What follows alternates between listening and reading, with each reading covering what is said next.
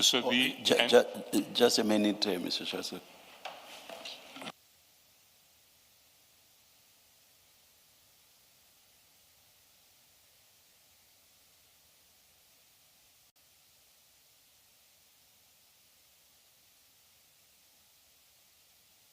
Thank you, Chair. And I should also just place on record that Mr. Prem had certainly volunteered to come here for this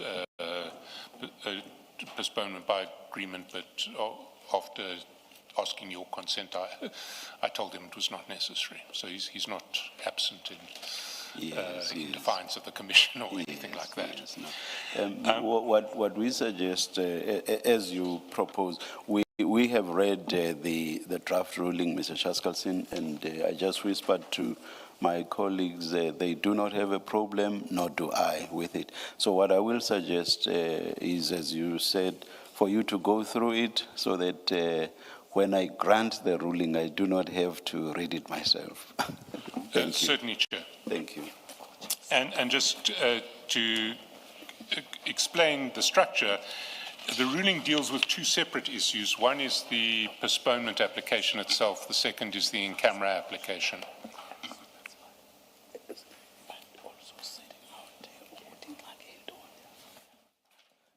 Please continue. Sorry, Mr. Chancellor. So the ruling in paragraph 1 deals with the postponement application, paragraph 2 with the in-camera application. Paragraph 1 says the postponement application will be heard at 11:30 on Friday, 24 July, on the basis of the following timelines.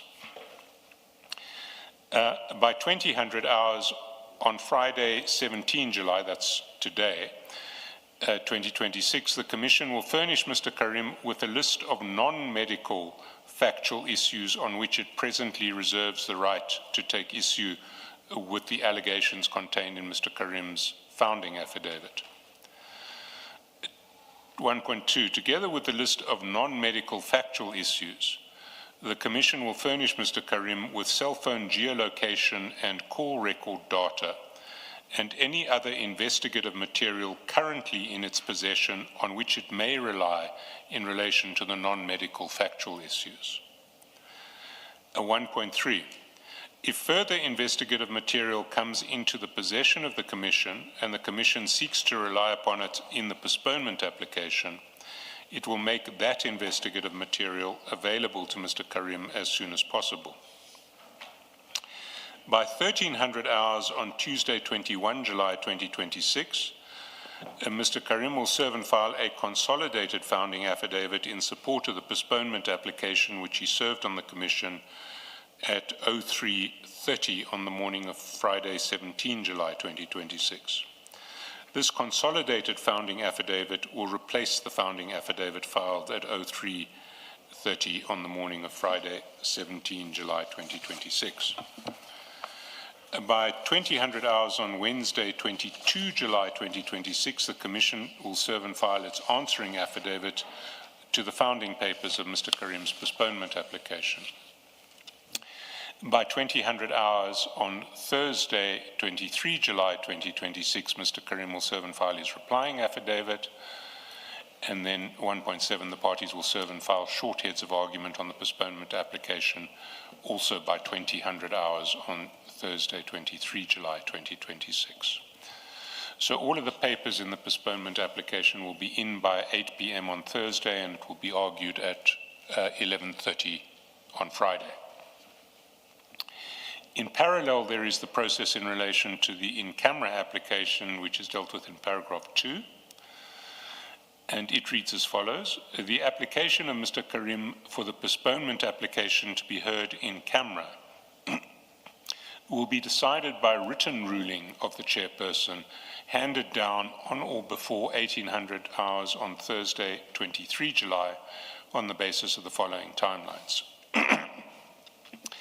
By 2000 hours on Friday, 17 July 2026, the Commission will notify Mr. Karim whether or not it reserves the right to oppose his in-camera application. By 1600 hours on Friday, 17 July, that's 4 p.m. today, the Commission will post on its website a notice to the media indicating that 2.2.1, Mr. Karim's postponement application will be heard at 11:30 on Friday, 24 July 2026. 2.2.2. Mr. Karim has applied for his postponement application to be heard in camera. 2.2.3. A copy of the notice of motion in Mr. Karim's application, detailing the in-camera protection that he seeks, is attached to this notice marked A. 2.2.4. Mr. Karim seeks in-camera protection because he alleges that it is not possible for the postponement application sensibly to be heard in a manner that would separate information, the disclosure of which would implicate Mr. Karim's fundamental rights to privacy and dignity, from any other information to be canvassed in the application. 2.2.5. Mr. Karim alleges that the information implicating his fundamental rights to privacy and dignity is 2.2.5.1, private information relating to his medical condition and his medical treatment. 2.2.5.2, private information about Mr. Karim's family movements and the security threats he and his family have faced. 2.2.6, Mr. Karim submits that public disclosure of this information would, 2.2.6.1, risk serious harm to his treatment, dignity, standing within his religious community and public life. 2.2.6, place his children, it says their children, at further risk in circumstances where threats have already been made, comma, and 2.2.6.3 would prejudice his wife's independent business and livelihood, both of which have already been adversely affected by the publicity surrounding these proceedings. And then the process for the media is set out in 2.3. Any media organization seeking to oppose Mr. Karim's in-camera application must, 2.3.1, notify the Commission and Mr. Karim on or before 1700 hours on Monday, 20 July, of its intention to oppose the application. And 2.3.2, serve and file any submissions in support of its opposition on or before 1300 hours on Tuesday, 21 July 2026.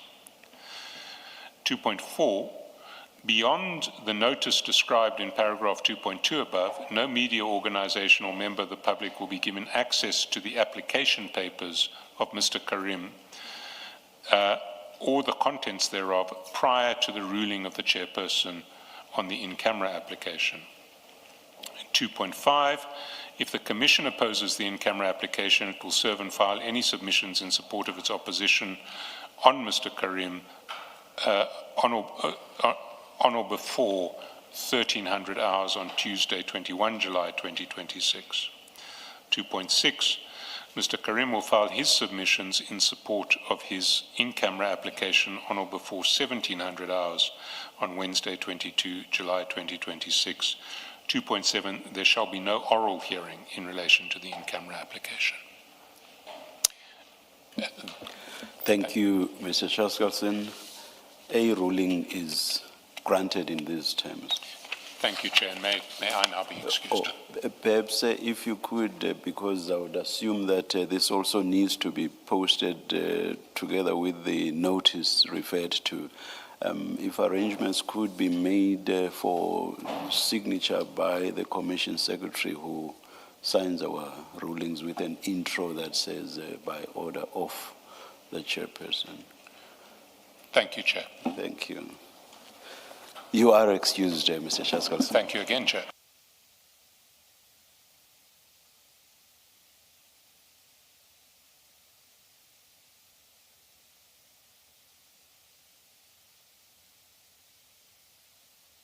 Will it take time for Warrant Officer Mpangase to be brought in? Do we have to go out? I Sorry? do not think so, Chair. Let me. Yeah. You should have been outside. Yeah, let's wait and see. Yeah.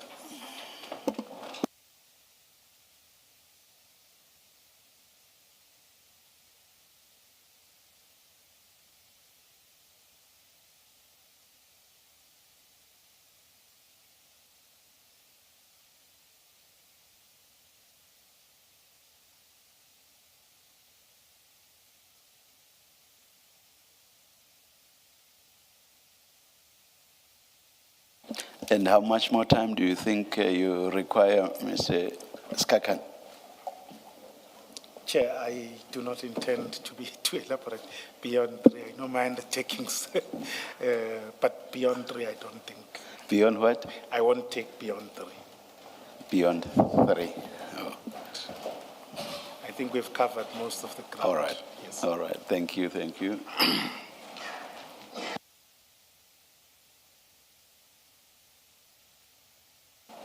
Chair, I do apologize. It seems our interpreter is now missing. Is the one that's missing. Oh.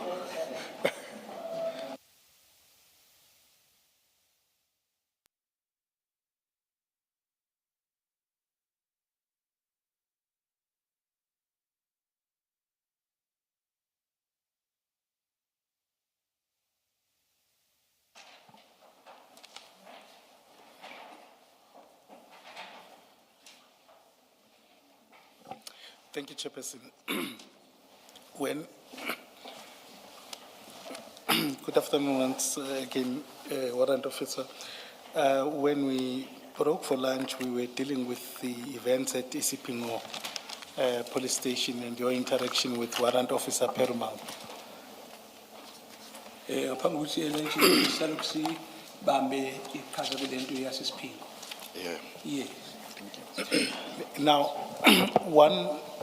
at that time, one of the versions is that, mainly by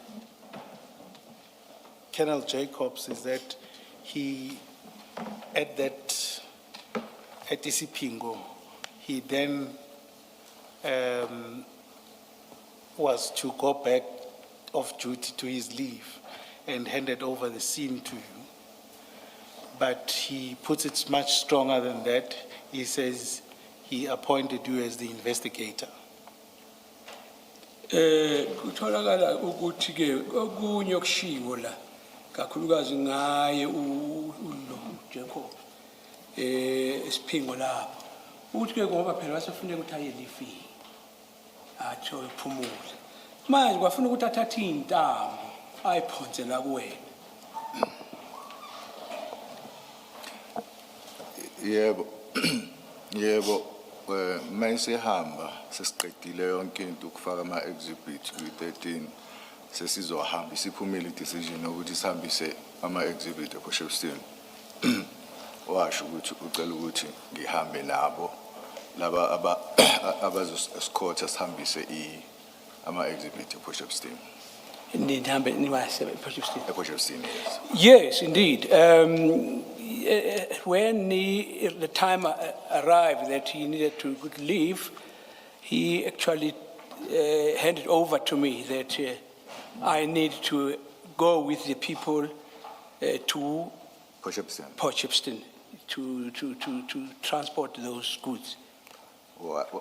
Wayesengicela ukuthi ngivule i-inquiry. He then asked me to open an inquiry.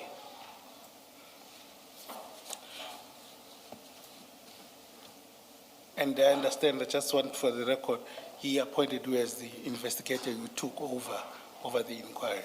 Kusho ukuthi ngamanye amagama waseqopha wena kuyeqoka ukuthi kube uwothathayo qhubeke nge-inquiry. Yebo washo njalo. Yes, that's what he said. And for how long did he mention? For isikhathi esingakanani?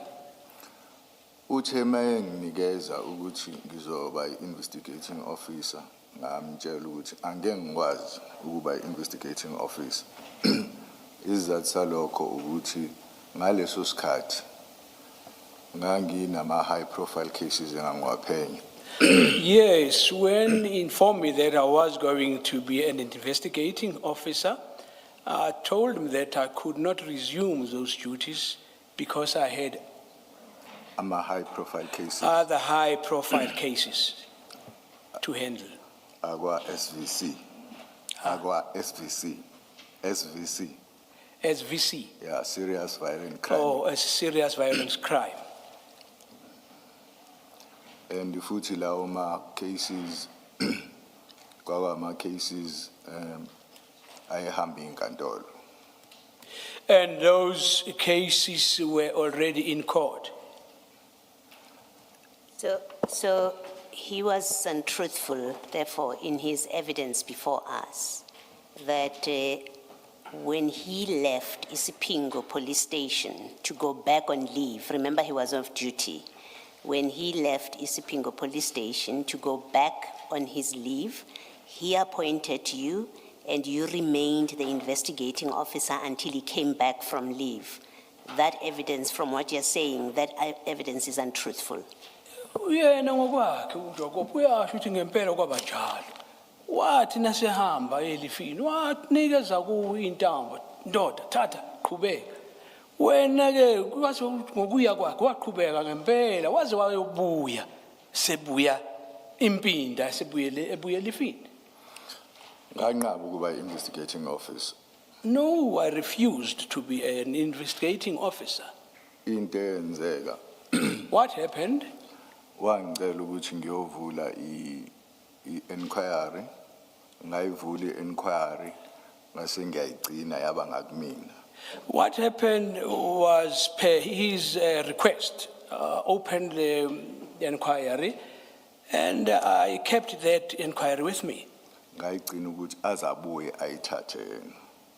I retained it so that he would, until he came back From leave. from his leave. Thank you. Thank you.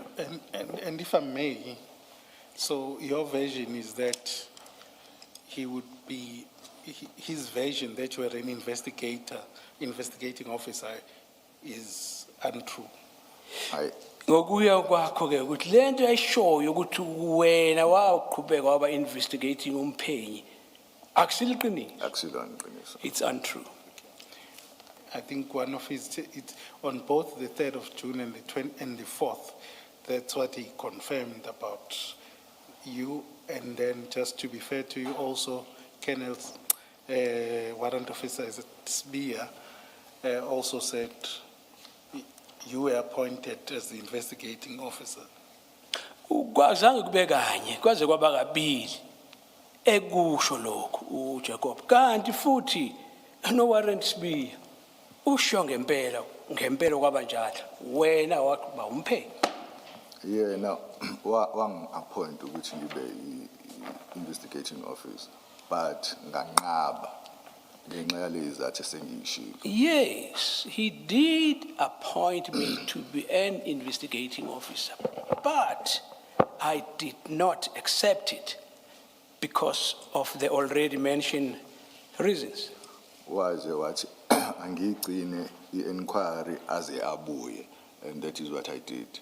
Then he said I should keep that inquiry until he returns, and that is exactly what I did. If I may, you may just clarify, and I take your version. In terms of the entries in the diary, just pardon, maybe it's my ignorance, it would be fine that you make the entries, even if you are not the investigator. Usho ukuthi vele la kubhaliswa khona ukubhaka khona ama-entry noma ungasa-investigate ufanele uyibhale leyo yinto lapho imininingwane. Isizathu sokwenza ama-entries ingoba i-inquiry ayikumina ngaleso sikhathi.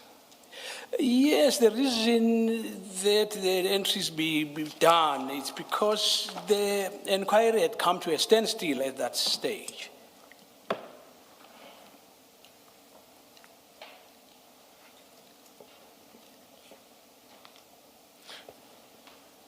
I'm not sure, I think it's that you were the one dealing with the inquiry, who had opened the inquiry. That's the reason you were making the entries in the investigation diary. Ukuthi mhlawumbe isizathu sokuthi ubhalise lapha ku-inquiry leyo show kungoba vele wena uwo uqhubeka ngophela. Yebo kunjalo. Yes, it's like that. Just while we're on the diary, if you go to file 3 of the exhibit bundle,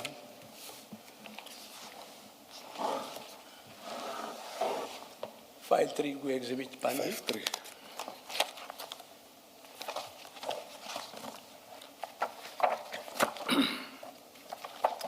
CJC 268 Yayizwa leyo nombolo.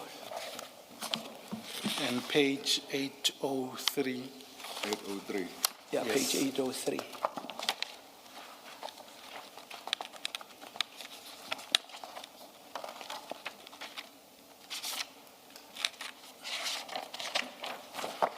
Maybe let's start at 802. 802. Yes. So when you make those entries in the diary, was there an inspecting officer or someone who checked your entries? Ma ubhala leyo kufaka lokho ukubhalisa lapho ngabe kukhona omunye wayekhona yini na ukwenza lokho? No, akekho. No one. Then at 803, then that's where there's a handwriting. I'm not sure whose handwriting is that. At this point, this is 23/06/2021. There's an entry about a 24-hour inspection. Uthi noma ngasazi kubonakala kahle ukuthi ubani wayebhala lapha kodwa kukhona umbhalo lo wange-23 ngoJune ngo-2021. Who made this entry, do you know? Ngabe wena uyazi? Mangibheka la isandla sika nesignishe ka Lieutenant Colonel Jacob. If I look at this, I would say the handwriting or the signature is that of Jacobs. Then at the top there, the date is 2021/06/23. Uyabona idate leyo? Ayibiza 23 ngoJune 2021. Yebo ngiyabona. Yes. Does that reflect or does that relate to the date when this entry was made?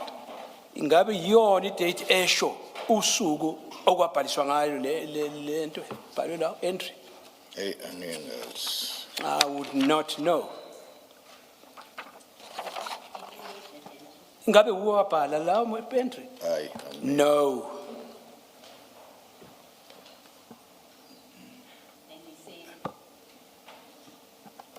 You say the signature at the bottom is whose signature? Are you able to tell? You're saying that's Lieutenant Colonel Jacob? Kodwa uthi lo osayinile lapho uJacobs. yebo, asikhuluma ngento eyodwa la. We're talking about one entry here. Eku C04. Diary. C04. Yes, on the 23rd of June. Yebo ngomhla ka-23. Ya Colonel Jacob. Yes, it is Colonel Jacobs. So does it mean he was back at work on the 23rd?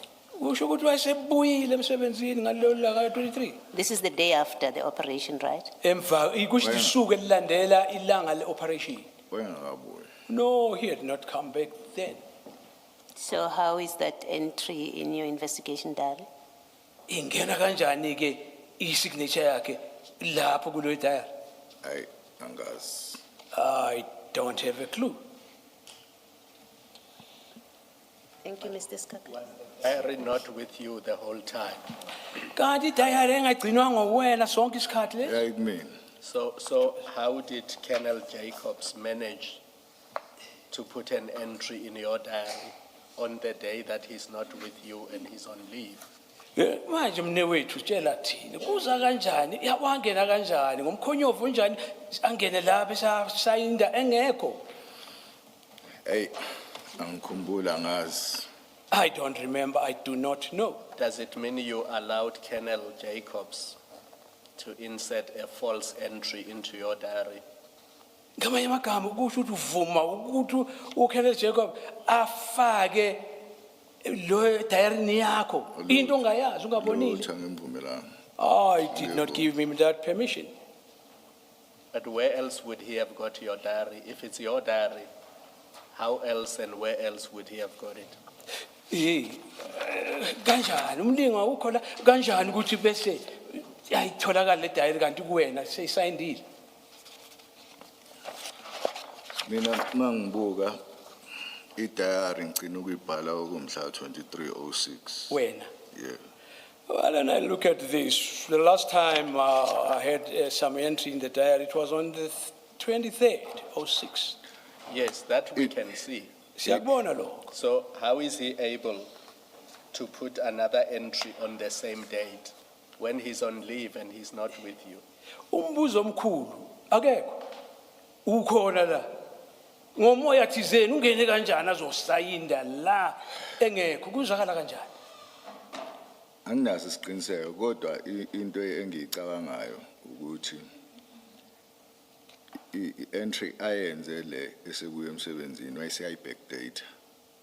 Into engiyicabanga. Nasebuye emsebenzini. Yeah. Well, without any certainty, but I'll presume that he entered this way on his arrival coming back from leave, and he backdated this. Yes, that's the only logical answer. Cishe ushayile ke leyo, cishe yazwakala ke leyo mpendulo. Yeah. The other possibility is he did come into the office, you gave him your diary, and he made that entry. That's the other possibility. Uyazi Now, okunye that's kukhona on the kungenzeka. 23rd itself. Nase sibuka kabanzi, kungenzeka wafika. Umne wenu lo wathi ndoda wamnika wasayina.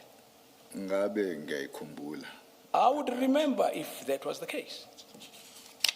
You would remember it, but you wouldn't say it because on your construction and his construction, the story is he came in on the 22nd to run this operation, and he left from Esipingo police station, went back on leave. You tell us you took over from that point, which is what he tells us too. You took over from that point until he came back. You say you took over just to hold the inquiry file for him. He tells us you were the investigating officer and then he came back later when he finished his vacation leave and came back later. So this 23rd entry, it's your diary. You would, if he made the entry and backdated it, you would know, it's your diary. You would know. Lalela ke mina ngizoyiqala la emuva leyo emaphethelweni. Idare ngiyakho. Nguwena oyiphe. Ukufanele wazi okwenzakalayo ngayo. Njengoba sechazile ucommissioner ukuthi uhambile lo muntu ngomhla ka22 wabuya la efika kwenzeka yonke le ikuya yakhe. Manje kusho ukuthi cishe lokho kubhalile siyakuzwa. Ubhalile lokho kusho ukuthi kwenzekile kodwa akusiyinto enzakele lapha ngendlela uyisho ngakhona. Kungale ndlela engisho ngayo. I-diary ngenzeka ukuthi mina ngagcina ngale diary ukubhala. Yena wayesefaka la amanye ama-diary. Amanye ama-date nama-diary. Yeah. Khuluma ngama-diary or ngama-date? Ngama-diaries. Yes, well, according to me, the witness is showing Commissioner that as far as he's concerned, he's showing a page where he last entered this thing in a diary. I presume when he came back, he then entered other entries. We know that you went back to Port Shepstone, DPCI, well, Port Shepstone Police Station and DPCI offices on the 23rd and the 24th. Am I correct with that? Ngabe kunjalo ukuthi wena ngalelanga lela show ke 23 wena wase DPCI office. Yebo, Wagcina kunjalo. sofile nakhona kunjalo. Yebo, kunjalo. Yes. Why is the 24th not in your diary? You have the 23rd. Nasibheka idiary yakho. Kubhaliwe lapha ngomhla ka23. Kodwa ngomhla ka24 lutho. Kanjani? Okungenzeka ukuthi i-inquiry engasekho kumina. The possibility is that at that stage, the inquiry was no longer with me. But it would still have been with you because you are holding for Colonel Jacobs and he's on leave on the 24th. What do you mean that it's no longer with you? Beyisasenawe ngoba phela umphathele uwophethe intambo. Usaselivini. Uwophethe izinto zikuwena. Ya ngithi ngiyacabanga ukuthi ngaphandle kokuthi ingenzeka ukuthi inquiry engasekho kumina asikho esinye isizathu. Well, the only reason I can think of nothing else, is that the inquiry was no longer in my possession.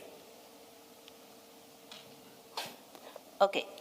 So who did you give the inquiry file to? Remember, at this point, we're talking the 23rd, the 24th. I think Colonel Jacobs, we see him signing on the 29th, and I think he said he came back from leave around that time. So you have the inquiry file. He told you open the inquiry file. You opened it. When you say maybe the file was no longer with you, you must have given it to somebody by the 24th. That you must be able to tell us. Yabona ke ndoda nasibheka njengoba sizwile 23 24 unondoda uzowahamba wazowayenza ikhabutrehe sebuya ngayi 20.9 la icishe ke lapho wena lokhu iphethe ifile nokuvula ushaya ukuthi ukuvula bayicelile ukuthi uvule inquiry manje ugcina ukuthi beyingasekho kuwe chaza kanjani usho uthini Okungenzeka ukuthi i-file kanye nama samples ngayinikeza warrant officer Sibia. There's a possibility that I handed these files over to Sibia, Warrant officer Sibia. Warrant Officer Sibia. On the 24th, you would have already given it to Warrant Officer Sibia. Ngomhla ka 24 kusho ukuthi bosomnikile uSibia. Ngicabanga kanjalo. I think so. Why would you give it to Warrant Officer Sibia and then still go to Port Shepstone, DPCI, and police station and take samples? On the day that you are doing that, why would your diary be, or the file, be with Sibia if you are doing that job? Not uSibia unikwa kanjani lento kanti wena usaphethe naku phela uthi ntinini uyale ePort Shepstone DPCI. Phela lapho usalokhu khona nawe kule ndaba. Umnika kanjani ke uSibia? uSibia ngimnika ngoba ngase ngikhulumile noJacob ukuthi ngeke ngiqhubeke nokuthi ngibe investigating officer. I gave it to Sibia because I had already spoken to Jacobs that I was no longer going to carry on being an investigating officer. Ngase ngimtshelile. I had already told him.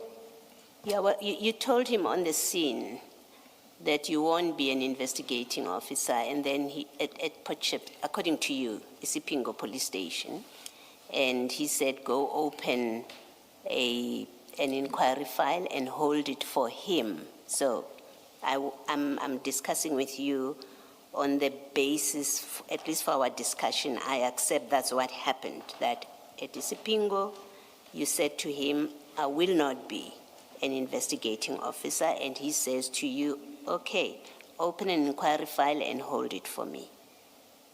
Right? I accept that for our purposes. You say to us, and then on the 23rd, you went back and did something about these exhibits. On the 24th, you went back and did something about these exhibits. Why would you give the inquiry file that you are holding for Lieutenant Colonel Jacob? Why would you give it to Sibia when you are holding it for Jacob on the 24th? Ndoda, uyabona kuzwakale kahle ngawakho amagama ukuthi yebo le ngxoxo yakhulunywa uJacob nawe ukuthi thathu investigate kwakusesiphingo la washo wena uthi ngeke nje ngokuya kwakho wanqaba Kosi wasithi hamba uyovula open ama inquiry manje umbuzo omkhulu ukuthi ke ngeyi23 lokho ikuwe la ngeyi24 manje sekuza kanjani ngoba ikuwe lento so idlulisa kanjani uyinika omunye Isizathu salokho ingenxa ukuthi one ngangayisebenzi uzaso ngangayisebenzi awungayisebenzi okay yes lesokuqala isizathu leso esesibili ukuthi ngathi mangibuya mangikhumbula kahle ngathi mangibuya nama samples ePort Shepstone ethe uJacob angwanikeze warrant officer Sibia ngasale sengimnikeza ne-inquiry yonke into. Yes, I would give a reason firstly, I was no longer working on this case, And secondly, I went to fetch the samples, and with the instruction of Jacobs was that I must hand the sample over to Sibia. Then I took it upon me to give this thing as well to him, Sibia.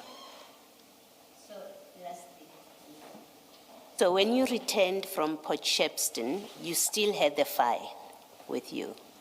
Asiyesibe sizokahle. Na ubuye ePotchefstroom. Bosaphethe kuwena Mangikhumbula kahle. if I remember correctly. So why did you not make the entry in the diary before you gave to Sibia? You gave this file to Sibia. Manje uyabuya lapho. Khumbula unenotebook, unepenseli. Kodwa ukubhala no 24. Ukuthi kwenzakalani manje? Awubhalanga ndawo. Yeah. Anginaso isizathu. I don't have any reason. Thank you, Mrs. Kakan. Thank you, Commissioner. Just on this, before we get off, something that may clarify matters, but maybe raise another question. Colonel Jacobs, on the 3rd of June, in his testimony, conceded to the fact that he made this entry and that he may have, well, on his own, and he may have made it when he came back.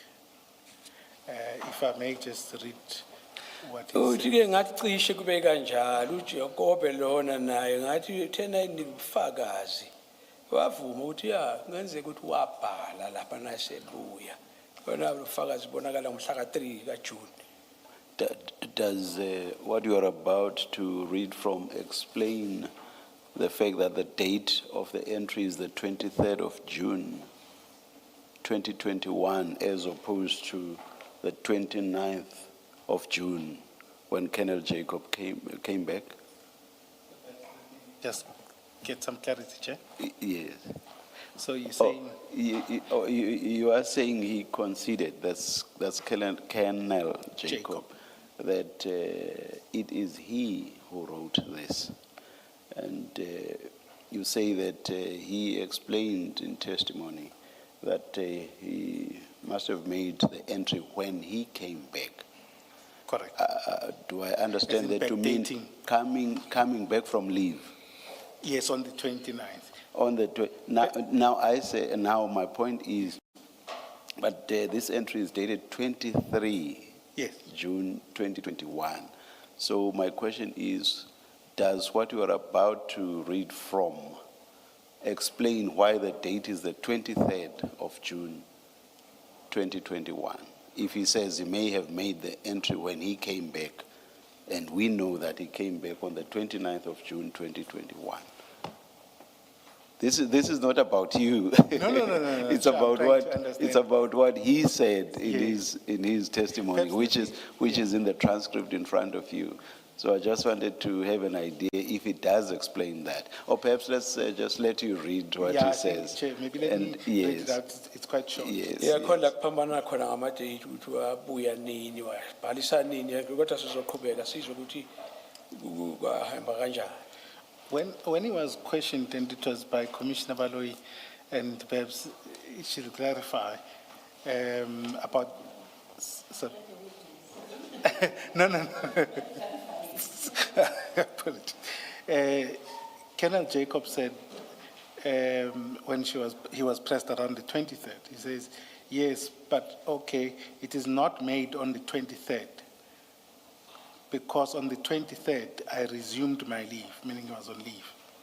So if I look at this, and I will be honest, I either made it on the 22nd, just to, as a formality to warrant Officer Mpangase, or I may have done it on my return to work because I see nobody did the inspection, the inspectorate.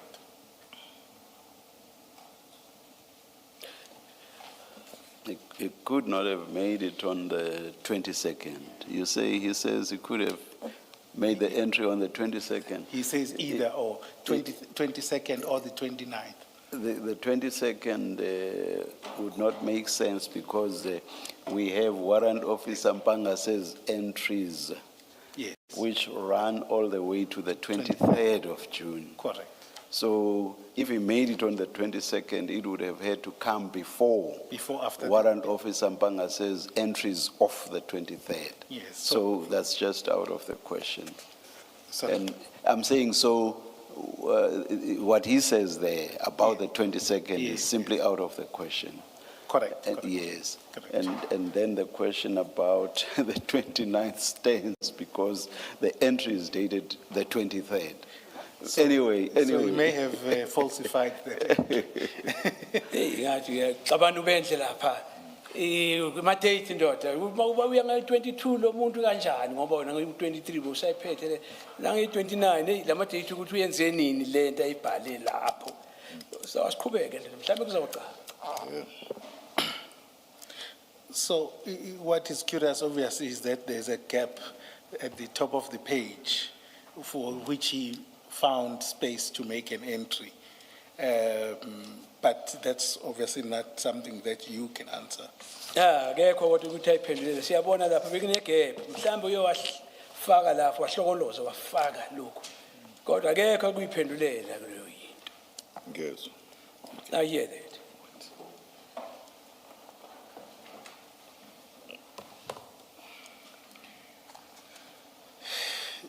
Then let's go back just to one question on this Isipingo, and then we move off it to Poshepston. And it's around the entry in the substating.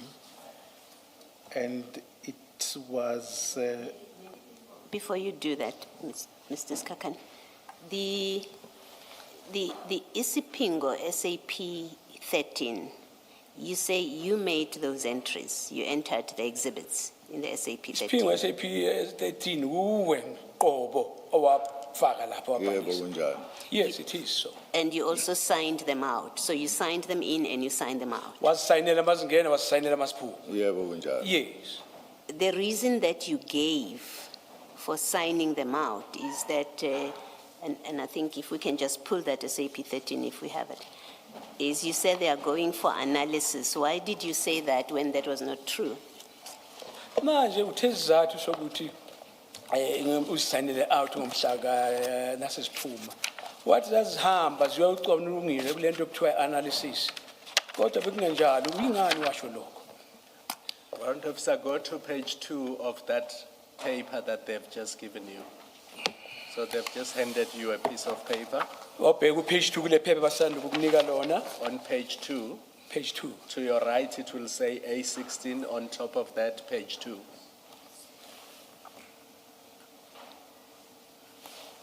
Uyabona? Page 2. Then at the bottom of that page, you will see an entry that says 4.1. Egcineni lapho ezansi kulelo qeshwana lelo. And it says Warrant Officer MF Mpangase. And then to your right, that's the entry Commissioner Balwa is referring to. Yiyo ke lapho ngaku right wakho sandleni sakho sokudla yiyo le ekukhulunywa ngayo.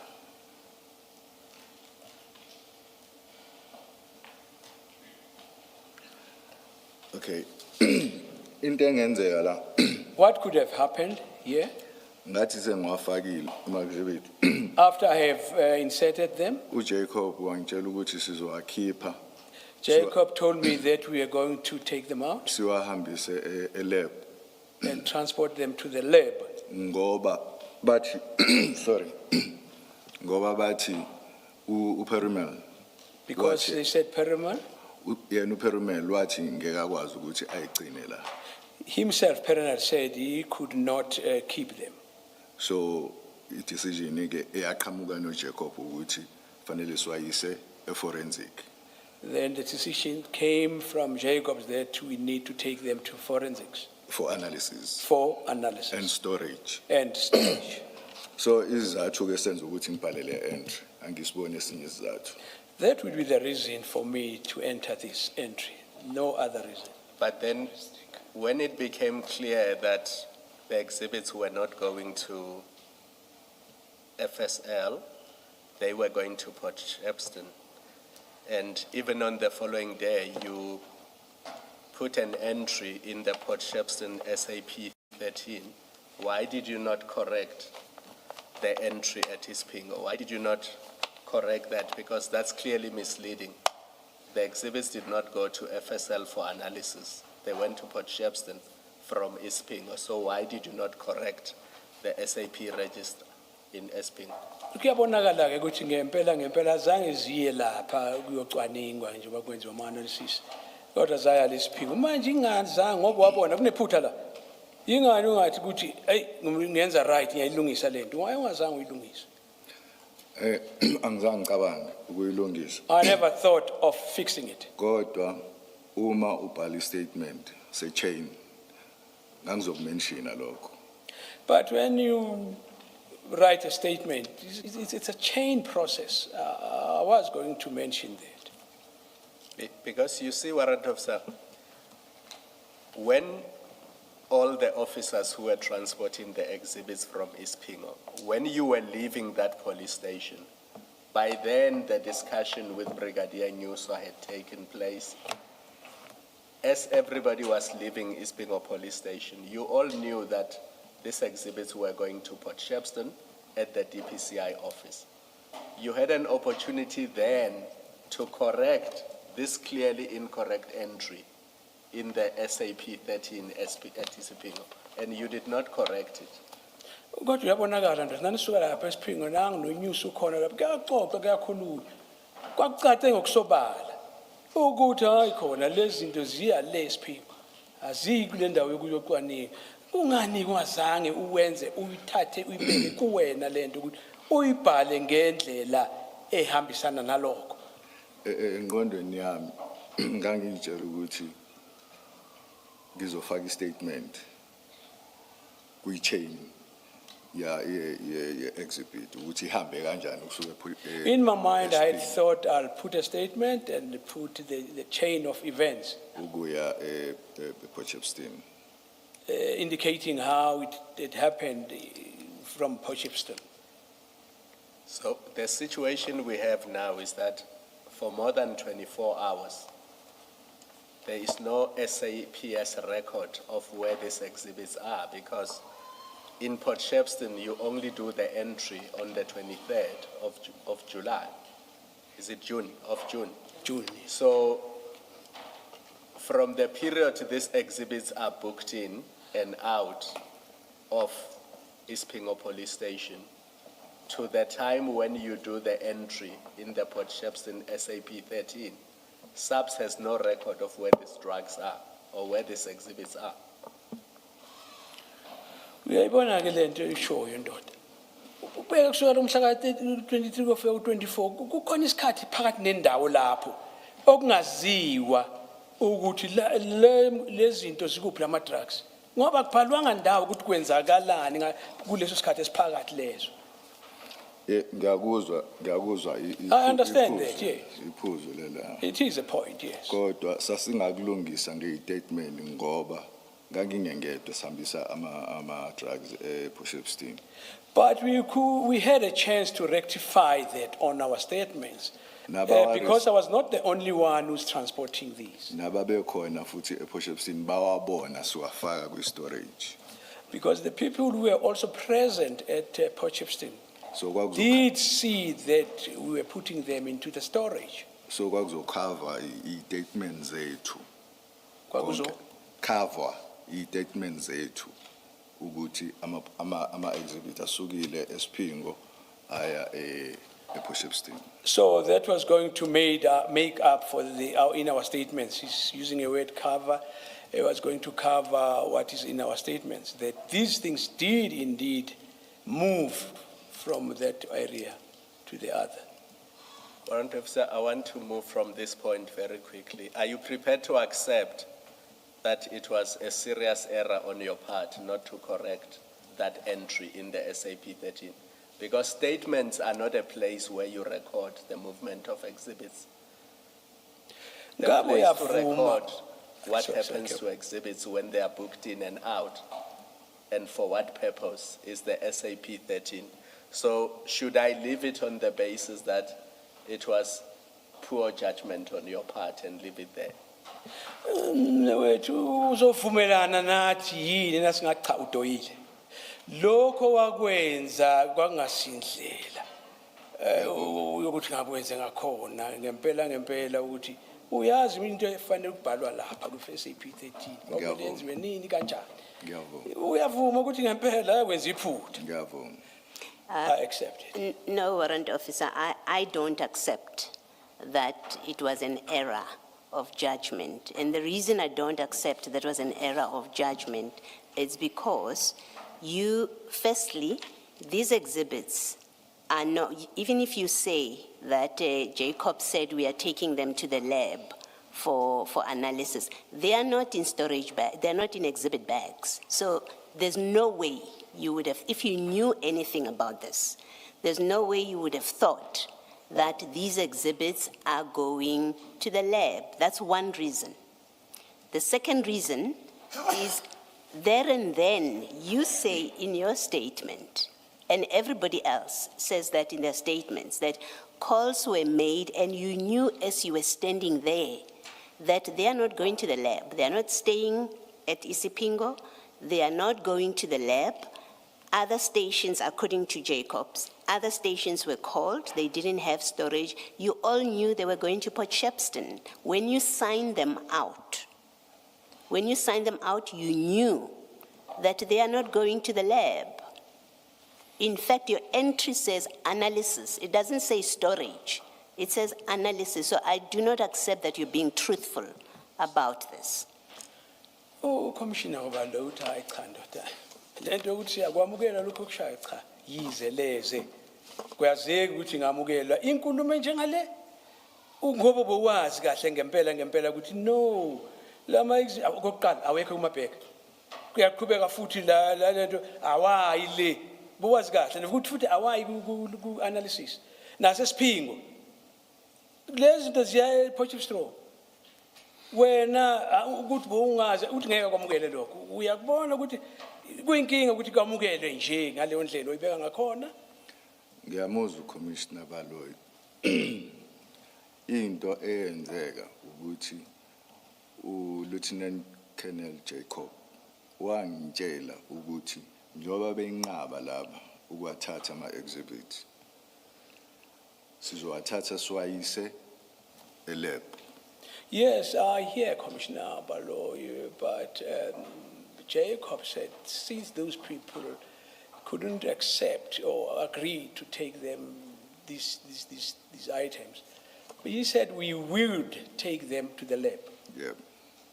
Yes. Into engenzeka ukuthi wathi mase ngitshelile lokho.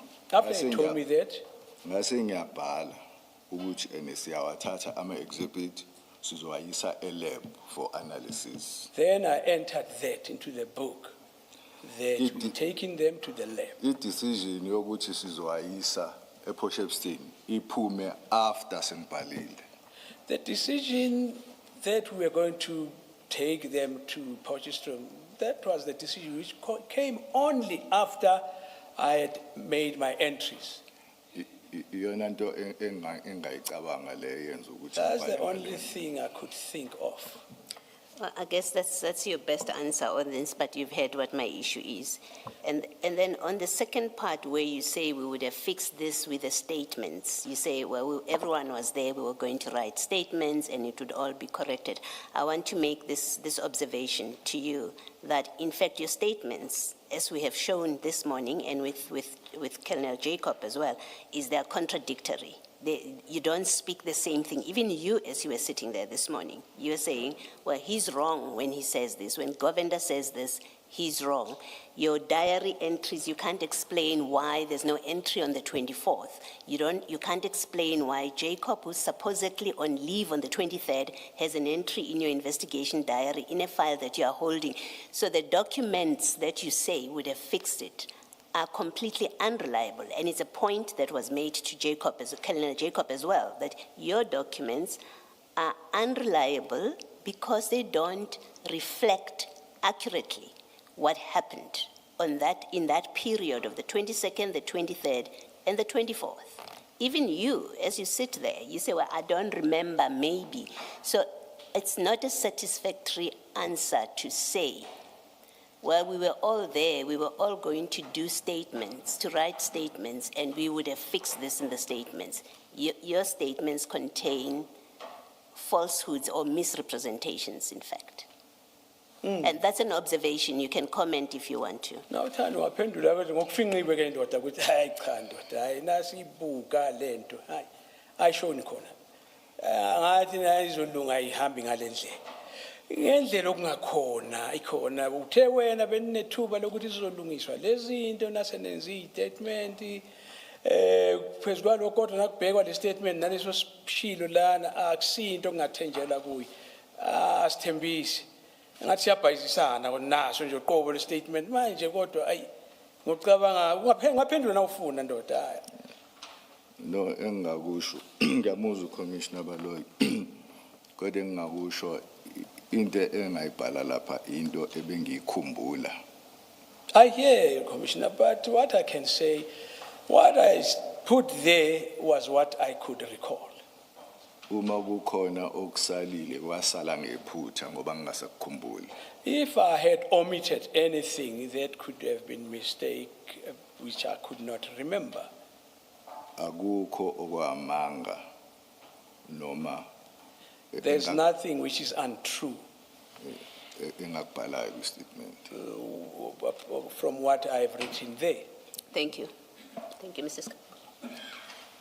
Commissioners, I see I'm left with 2 minutes.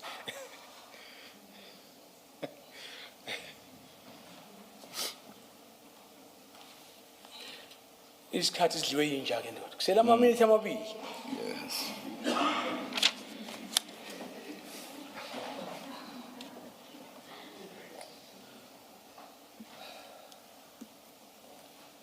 Thank you, Chair.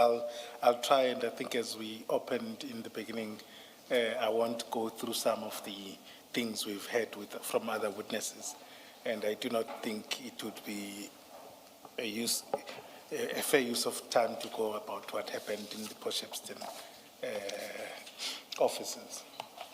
Kuthiwa singaqhubeka kodwa uzozama ke nafinqe ashayile eduze ukuthi sibone ukuthi singaqhubeka sigcine.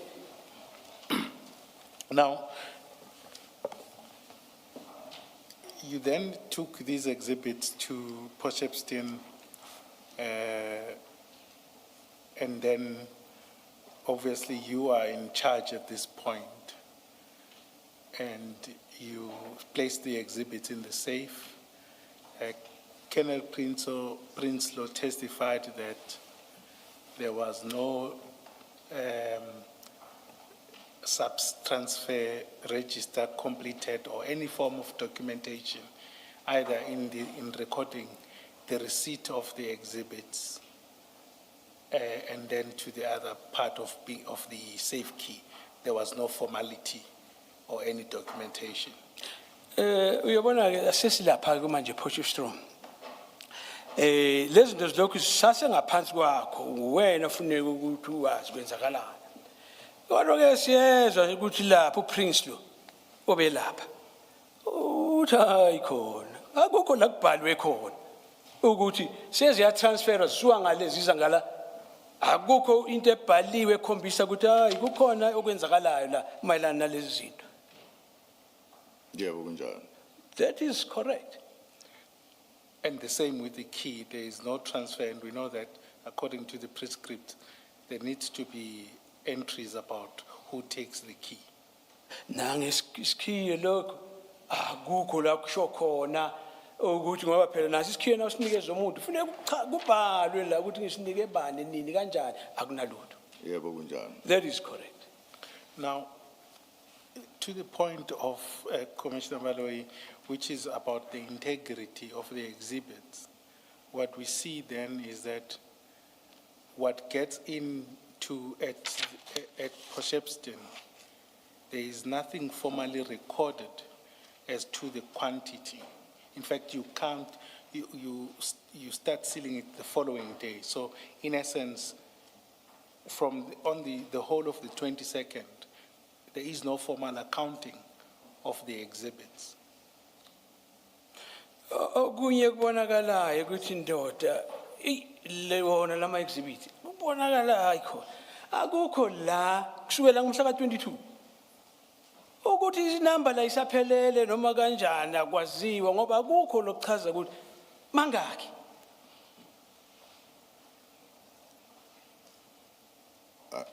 Ngisakhumbuli kahle. I no longer remember where.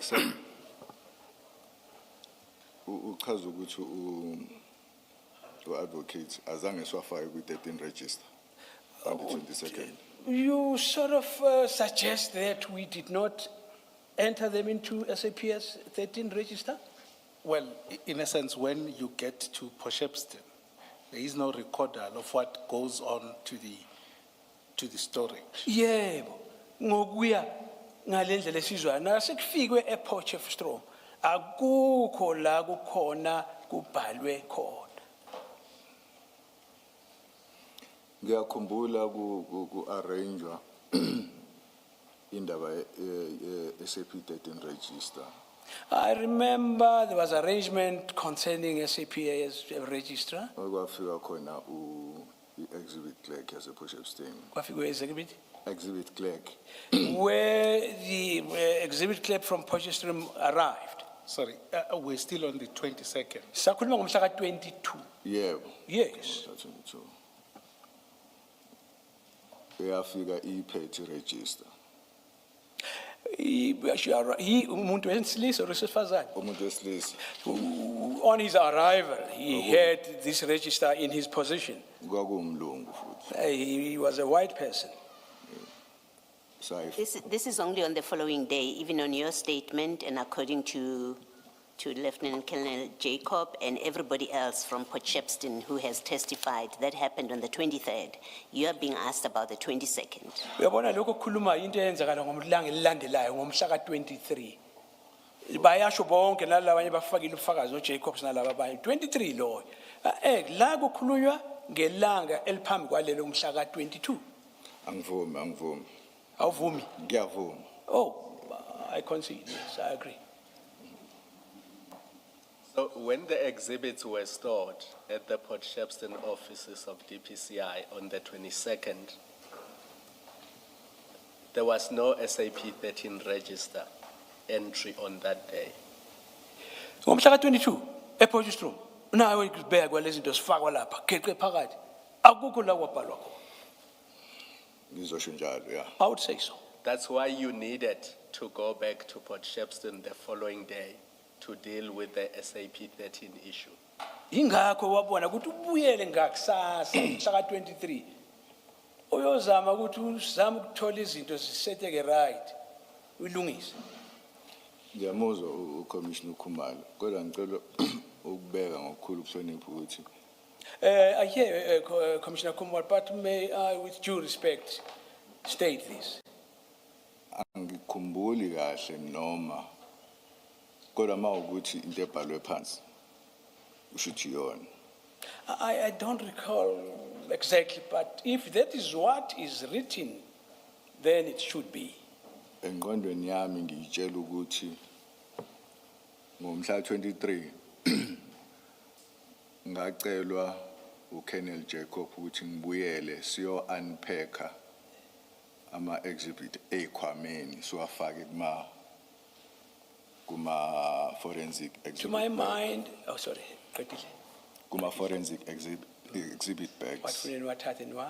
siwafake kuma forensic exhibit bags. if I recall that Jacob said we need to go back there to take the exhibit and put them into the bags. Which bags? Forensic Forensic bags. That is the reason why we went back on the 23rd. Kodwa mase ngibhekisisa kahle manje ngazi ukuthi uqinisile Ubani uqinisile? uCommissioner Khumalo. Yeah, but when I really look deep into this, I think, Commissioner, you are correct. Yes. Because if you had put anything in the SAP 13 on the 22nd, your diary would have said so. You would have recorded it in your diary. Kuyiqiniso futhi ukuthi uma kube ngempela wawubhala lapha ngomhla ka-22 ngabe idiary yakho uthi nayi bonani siyibone le nto kunjalo. Iqiniso. That is correct. You were responsible for the inquiry file at that point, when you moved from Isipingo Police Station to Port Shepstone. Why did you not arrange for an SAP 13 clerk from Port Shepstone on the 22nd itself to come and enter these exhibits or record the movement of these exhibits? Because after you remove them on the 22nd from Isipingo, as Commissioner Kumalo says, we have no record of where are they after they've been removed. Nothing is recorded. Where do they sleep that night? You are the in charge because Colonel Jacob has left you in charge. So you have the responsibility to arrange that there should be an SAP 13 clerk who comes and you do these entries. Why did you not do that? We have 100, ama-file, le 23, yonke lento imiphezu kwamahlombe akho. Wazi kahle nokuthi kuzowenzakalani. Umbuzo okhona omunye ukuthi kungani ungazange wenza amalungiselelo u-arrange no clerk lapha phambilini ukuthi hey kuzodingeka lokhu siwazi ukubhala wonke abalungiselelo ukuthi kuze kufike lapha. Kumbuzo lokuthi ngempela kuze kanjani ungakulungisi lokho. Ngathatha ngokuthi since isiwafakile kwi-Espingo i-SAP 13 yase-Espingo asisekho isidingo sokuthi siwafake kwi-SAP 13 yase-Port Shepstone.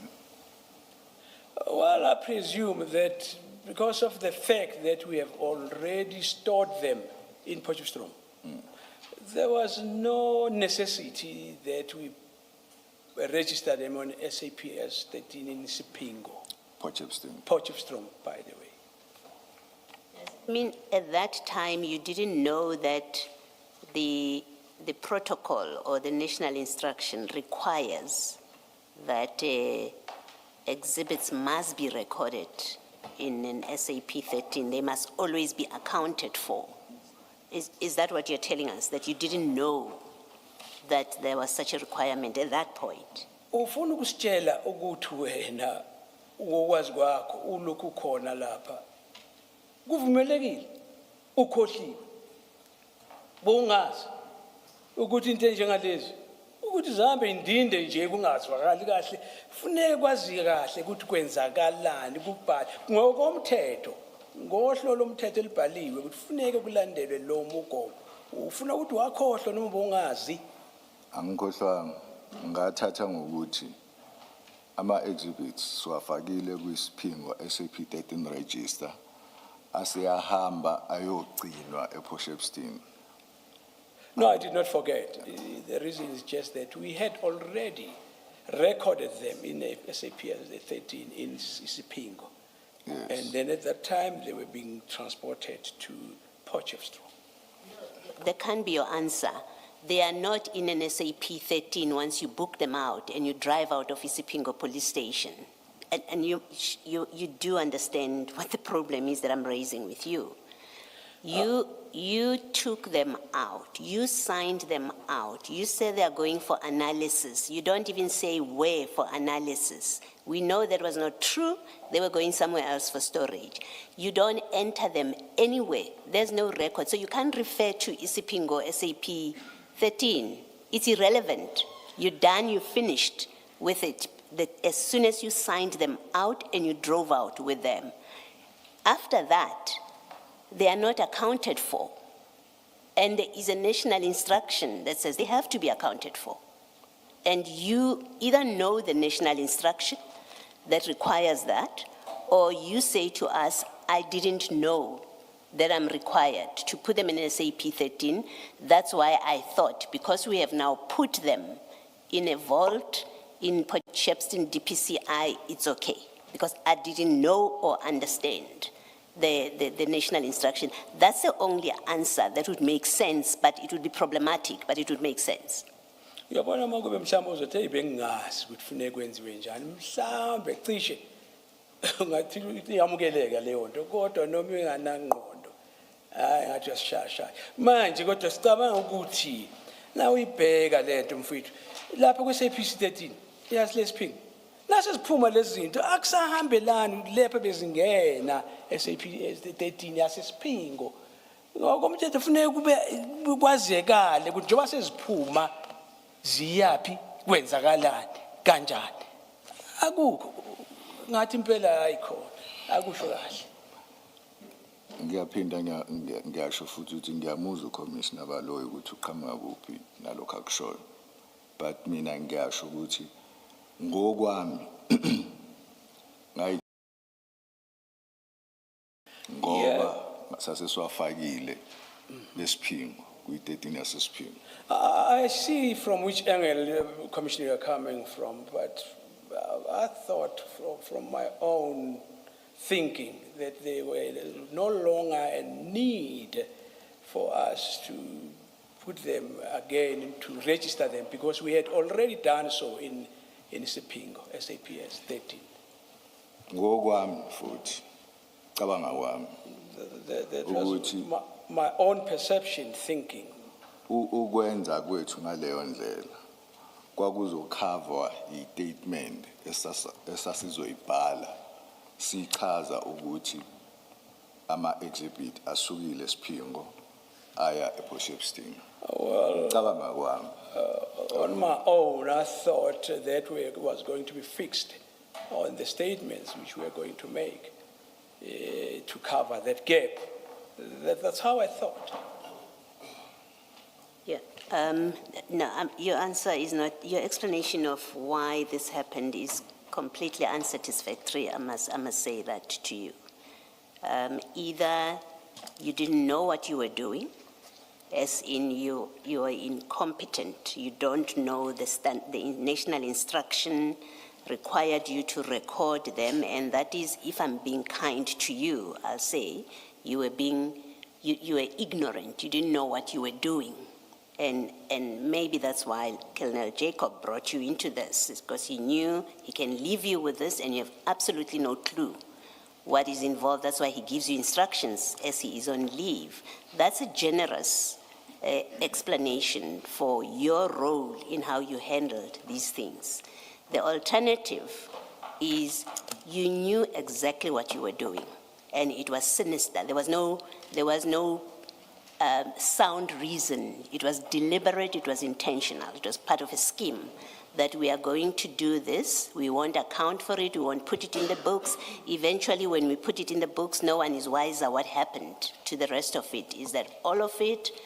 Is it all accounted for? It was part of a scheme. That's on the worst possible explanation for what happened, but there's no innocent explanation for what you did. Yabona uthi ke lokho okuchazayo ndoda hayi lahlelo lengaphandle ngefastela kuzwakala kwamuleke uyabona okokuqala nje ucabanga ukuthi bongazi wenza umsebenzi ongawazi uyibhari nje la kulento ubona wenzalani awazi mhlawumbe iqiniso ukuthi vele ufakwe nje uyimfama ungaboni ungazi lutho ngomsebenzi ngokuthi ufune kwenze kanjani mhlawumbe kungenzeka kodwa akusinto engaboneka leyo ukuthi ungasebenza ungazi kanti okwesibili mhlawumbe hayi buwazi kahle iboshiwe lento ukuthi hayi sizothi senze kanje qhutshwe kanje enye indlela yesibili mhlawumbe ekhombisayo la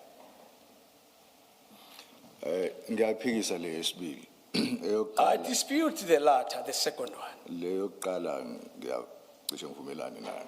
I could concede and accept the first one. Thank you, Mrs. Kakan. Warrant Officer, can you explain to me what the notion of booking out exhibits means? When you book them out after there has been an entry in an SAP 13 register. Now, when you talk about booking them out, what does that mean? Ngabe mnumzane uyazi yini wachaza ukuthi angathi yafakwa lezi yabhaliswa lapha xa seziphuma isidingo sokuthi zibhalwe futhi ngabe uyazi ukuthi siyini sibaluleke kanjani ukuthi kufuneka ukubhala ku-entry la ukuthi ziphumile ngenilena phumilena ngabe uyawazi lo Let's use the English words here because you do know English. When you say booking out exhibits, what does that mean? Please use that English expression, Mr. Nkabinde. kuthiwa ke mnewethu asishaye ngaso lesaka queen isilungu booking out uyasazi isingisi dot sesikuzwile uyasazi njengoba sitolika kusho ukuthini ukwakhipha to take them out. And am I correct to understand that to mean that you even make an entry in the register itself that you have now taken them out?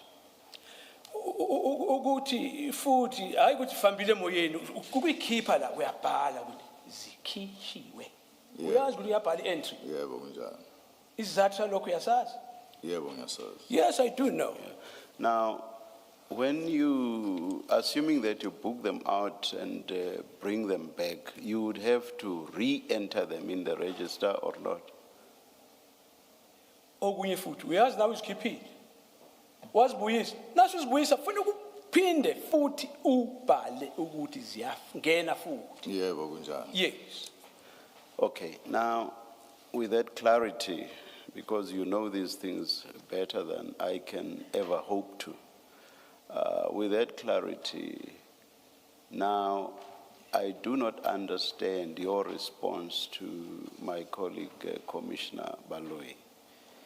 Because in responding to Commissioner Baloyi, you say that you did not see a need for the entire period before they were eventually entered in a register in Port Shepstone. You did not see a need to enter them in a register during the intervening period. And the reason you give for that is that that's because they had already been entered in the ECP or SAP 13 register. Uyabona ke lento eyindida lesikhuluma ekhulunywe wena kakhulukazi uthi wena ubone kungasekho isidingo sokuthi ubuye ubhale ngoba uthi zazibhalisiwe ku SAP yasesiphinga kodwa uqeda ukusho ukuthi uyazi ukuthi kufanele kunesidingo kuyini okubalulekile na ukuthi isibhaliso ziyaphuma ziyangena. So what I do not understand is that once you've booked them out, they are as good as never having been entered in the Isipingo register. It's on that basis that I do not understand your response to my colleague's question. Uyabona ndoda na kube lezi ziyangena ziyabhaliswa zisaphakathi zihambelana nokubhaliswa kwazo ukuphaka kungena kodwa mase ziphuma cishe yani lo ngena sekusela ukuthi ziphumile kodwa kubhalwa ngendawo kuyaphela indaba ukuthi zingenile ngoba seziphumile. Can you please make me understand? Ukwenza uncede ukuthi kuqondakale kahle. Or, all right, yeah, let me leave it there. Can you please make me understand? Cacisa mnewethu. bese ngivumile commissioner ukuthi kwenzeke iphutha. I have already considered that it was a mistake. That's something else. That is something else. Yes, it may be related to the questions I'm asking you, but it's something else. I want to understand why, in the face of the concept booking out and its implications or effect, you responded that there was no need. So my question revolves around this concept and why you could ever say that there was no need. So I understand you saying a mistake happened. If you are explaining why you did not enter them, what I want to understand is you said there was no need. That's something that is different from explaining why you did not enter them. Do you see what I mean? And the only explanation you gave for not entering them is that they had already been entered. That is what I want to understand. Uzwile ke ndoda ukuthi ngempela umbuzo omkhulu iwona lo. Uyakhumbula uthe wena hayi ngibone ngathi asisekho isidingo sokuthi ngibhalise ngoba sekubhalisiwe. Kodwa umbuzo ulokhu umile. Ufuna ukwazi ukuthi ngabe isizathu kahle yini. Hayi sokuthi nje ukuthi wena wabona singeke isizathu singenzeka ukuthi mhlambe sikhona sokubonisa ukuthi mhlamba uzange ukwenze lokho ngendlela thizeni. Yokuthi awubonanga isidingo kanti uyazi ukuthi kufanele kwenziwe lokho. Ngike ngasho ukuthi commissioner into engangicabanga mina hayi ngoba ukuthi into kwakufanele yenzeke.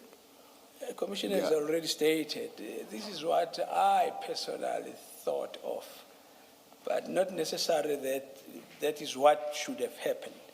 Ngakho ke ngiya withdraw ukusebenzisa ukuthi ngisebenzise leligama la ukuthi angizange ngisibone isidingo. May I ask to withdraw that part of my version that I thought there was no need. So it was incorrect. Bekungenjalo. Yeah. Yes. Thank you. Yes, Mrs. Kakan.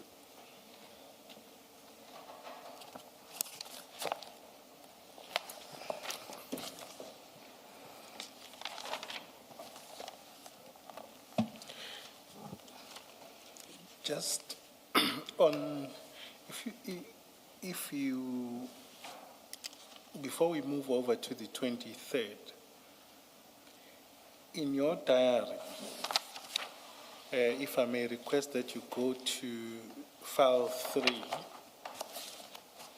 Ngaphambi ukuthi siye ku number okay, carry on. Oh, phambi ukuthi siye ku langa la ku 23 asibheke la ku diary yakho file number 3. Number 3.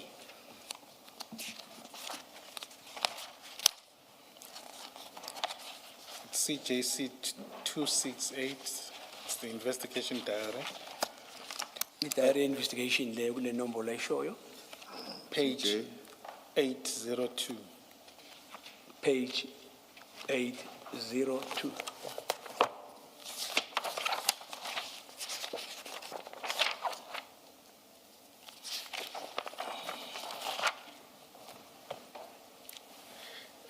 It seems to be a continuation of entry number 8.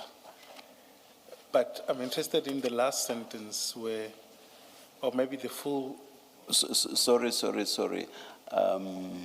I deliberately avoid, when I engaged you just now, warrant officer, I deliberately avoided referring you to a paragraph in your statement. I just wanted to ask you about the notion or the idea of booking exhibits out. Please. Yeah, ukuthi bethende ukuthi mhlambe afuna ukwazi ukuthi kahle injongo noma kusho ukuthini ubhuka izinto out njengoba sikuthe singisi ubhuka out ngabe kuhambe kubamba kusho ukuthini. And in asking that question, I deliberately avoided referring you to a paragraph in your statement. Uthe nje bekubuza kanjalo abengakathandi ukuthi ake aye ku statement esibhalwe nguwena khona iparagraph ethizeni lapha ebhalwe kodwa uye wathi akubambe lokho kancane ngalesikhathi ekubuza ngale yandlela. For completeness, I ask you this because in paragraph 13 of your statement, you say that Colonel Jacob said that you must book the exhibits out to be taken to the forensic lab. So that's why I focused on the notion of booking out. Angithi uyabona uyakutshela futhi yena lo ndoda ukuthi wathi sibhuke out.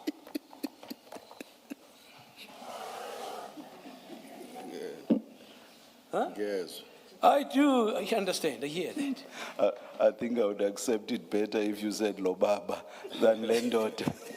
Yes, I am indoda. Hayi, so zama ukuyihlonipha le ndoda singathi ujim, asingathi lo sithi ubaba umnomzana, asithi umnomzana. Lo umnomzana hayi le ndoda ngathi liyahlaba liloka. As the commissioner please. Or did we get a response? What was the response? Manje konje uphendula. I was just, in fact, it's just for you to note. I'm just referring you to the paragraph of your statement where I got this notion of booking exhibits out. It's just for you to note. Noma ungasaphendulanga nje befuna ukuthi ukwazi ukuthi kwakhona okushiwo yema kubuka out. Ngizweli. Kufanele kubhale. I understand. Yes, Mrs. Kakane. Just to complete on that, is there a difference between the booking out and the transfer of exhibits? Ngabe ukhona umehluko ngokuya kwakho ukubuka out noma so udlulisela lapha uyitransfera ama exhibit.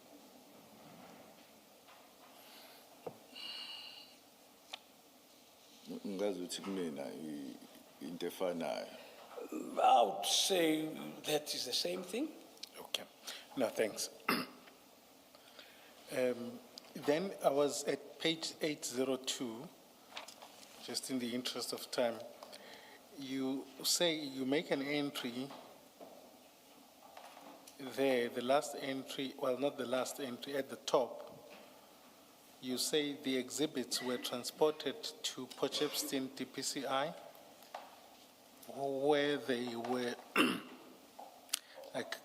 they were locked in a vault, and the keys to the vault were taken and kept by me. Angithi uyabona ke lapho kukhona la uchaza khona ukuthi sizathu zokuthi ziye lapha e-DPCI zathatha zafakwa kwibolt cishe safe kanje zafike zakhiyelwa khona. Yebo ngiyabona. Yes, I see that. Would this be accurate? Would you maintain its accuracy? This Ngabe entry? ngempela kuhambisana ngendlela? No. No. Njalo.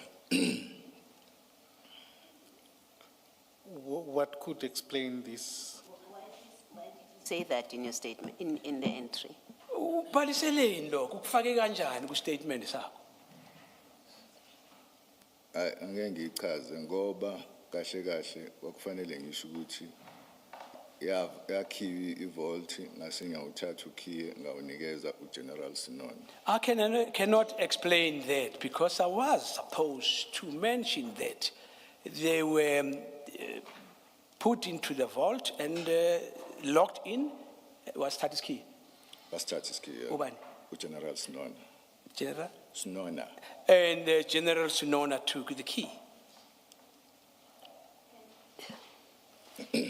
Can we rely on anything that is in this diary at all? Yabona ndothi ubhalile lapho ku diary yakho. Kodwa kukhona into ozothi hayi le iyabambeka ngithembele ukuthi ngibhalise kanje ngoba khona into ezwakala kahle lapho kulezi zinto ezibhalile. Ikhona ngaphandle nje kwama mistake amancane, minor mistakes njengale. Yeah, there are, but except those few little mistakes like this one.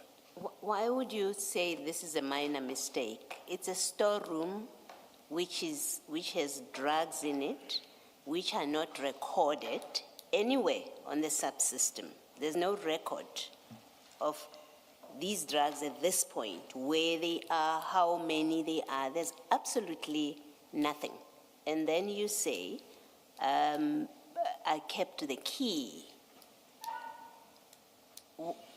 How can you say all this is minor? It's not minor. Mfethu nawuthi ngaphandle lezinto ezincane. Hawu, idakamizwa ndoda. Ezinje ungazibhalisi besithatha ngathi ngokuncane nalokho. Ukuthi hayi nesikhiyo ngasigcina kumina awufaki konke lokho. Into ezincane lezo kuwena. Maybe let me add even before you answer another thing that points to it's not minor mistakes. We have no entry of what you did on the 24th. We know you went into this vault, you handled these drugs on the 24th. There's no entry of that in this diary. But in addition to that, there's an entry by Colonel Jacob on the 23rd, which you tell us he couldn't have made that entry on the 23rd. So there's another false recordal in this diary. So it's not minor things, it's major things that mislead the reader of the diary. Uyabona ke ndoda okunye yikho lokho ukuthi ke njoba lezi zinto sikhuluma ngazo sibaleke kangaka noma wena uthi izinto ezincanyana obheke nje nangomhla ka23 uJacobs wabhalisa lokho wayebhalisa lapho ngoyi24 kuyabonakala ukuthi ngempela lezi zinto zifakiwe lapha kodwa kungathatha nje ukuthi uyayinyatha lezi zinto ukuthi azinamdlandla ndoda. Angiyithathi kancane lutho. No, I don't undermine them. Isizathu sokuthi ngisho ngalendlela ngisho hayi ngoba ngithi imina ngempela. You are? Hayi ngoba ngithi imina Okay, ngempela. Kodwa ngokwami ukubuka njoba sekutholakala ukuthi ngibhale kanje sengiyakwazi ukuthi ngilungise ngisho ukuthi no mina ngenza iphutha ngokubhala kanje. No, I don't regard them as that tiny, very small. But from now that we've addressed these issues, I would accept that I've done this mistake from my part. Sengiyachaza ukuthi no imina obhale la kodwa kube yiphutha kwakufanele ngibhale kanje. Yes, as I accept that I'm the one who entered this. And it was a mistake that I omitted that I was supposed to. And you accept that the investigation diary is silent about what you did on the 24th of June 2021? Uyavuma futhi ukuthi ngomhla ka24 awakunalutho ukuthi wenzakalani ku diary yakho obhala ngalutho kuthe cwaka kuthule tu. Kene Commissioner Khumalo ngibhalile la izinto esazenza. Commissioner Khumalo, I did enter some of the things what we've done. Warrant officer, don't confuse the diary with the Port Shepstone SAP 13. In the Port Shepstone SAP 13, if you go to that loose document that was given to you, remember a loose document was given to you when we came back after lunch? Uyakhumbula ukuthi lela pheshana lelo wanikezwa kuwena emva kwedina. Ungaphambanisi lezi zinto ndoda izinto zasepotchefstroom SAP 13. And the first page, remember we were in the second page where you talk about taking them out for analysis. Do you remember that? Yakhumbula ukuthi zathathwa zihanjiswa ukuthi ziyocwaninga ku-analysis. So if you go to page 8 of the same document, Bheka ku page 8 kulo mqulu. Page 8.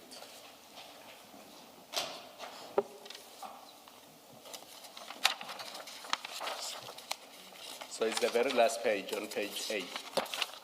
Ipheshana lokugcina ngci. Yeah. Are you there? Yes, Now, that's the SAP 13 because you see top of the page, it says SAP 13, page 56. Uyayibona ukuthi yi-SAP 13? Yes. Uyibhaliwe lapho? Yes. Now, your entry there is 6.1 on the right column, the extreme right column.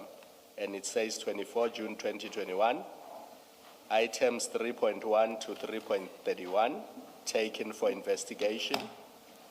Warrant Officer MF Mpangase, do you see that? Yakubona lokho kushiwo konke? Yes. So that's where you recorded what you did on the 24th of June 2021. But in your diary, the last entry by you is the 23rd of June, because what then follows is that false entry by Colonel Jacobs, and then his other entries on the 29th and the 1st of July. So in the diary, you did not record the events of the 24th of June 2021.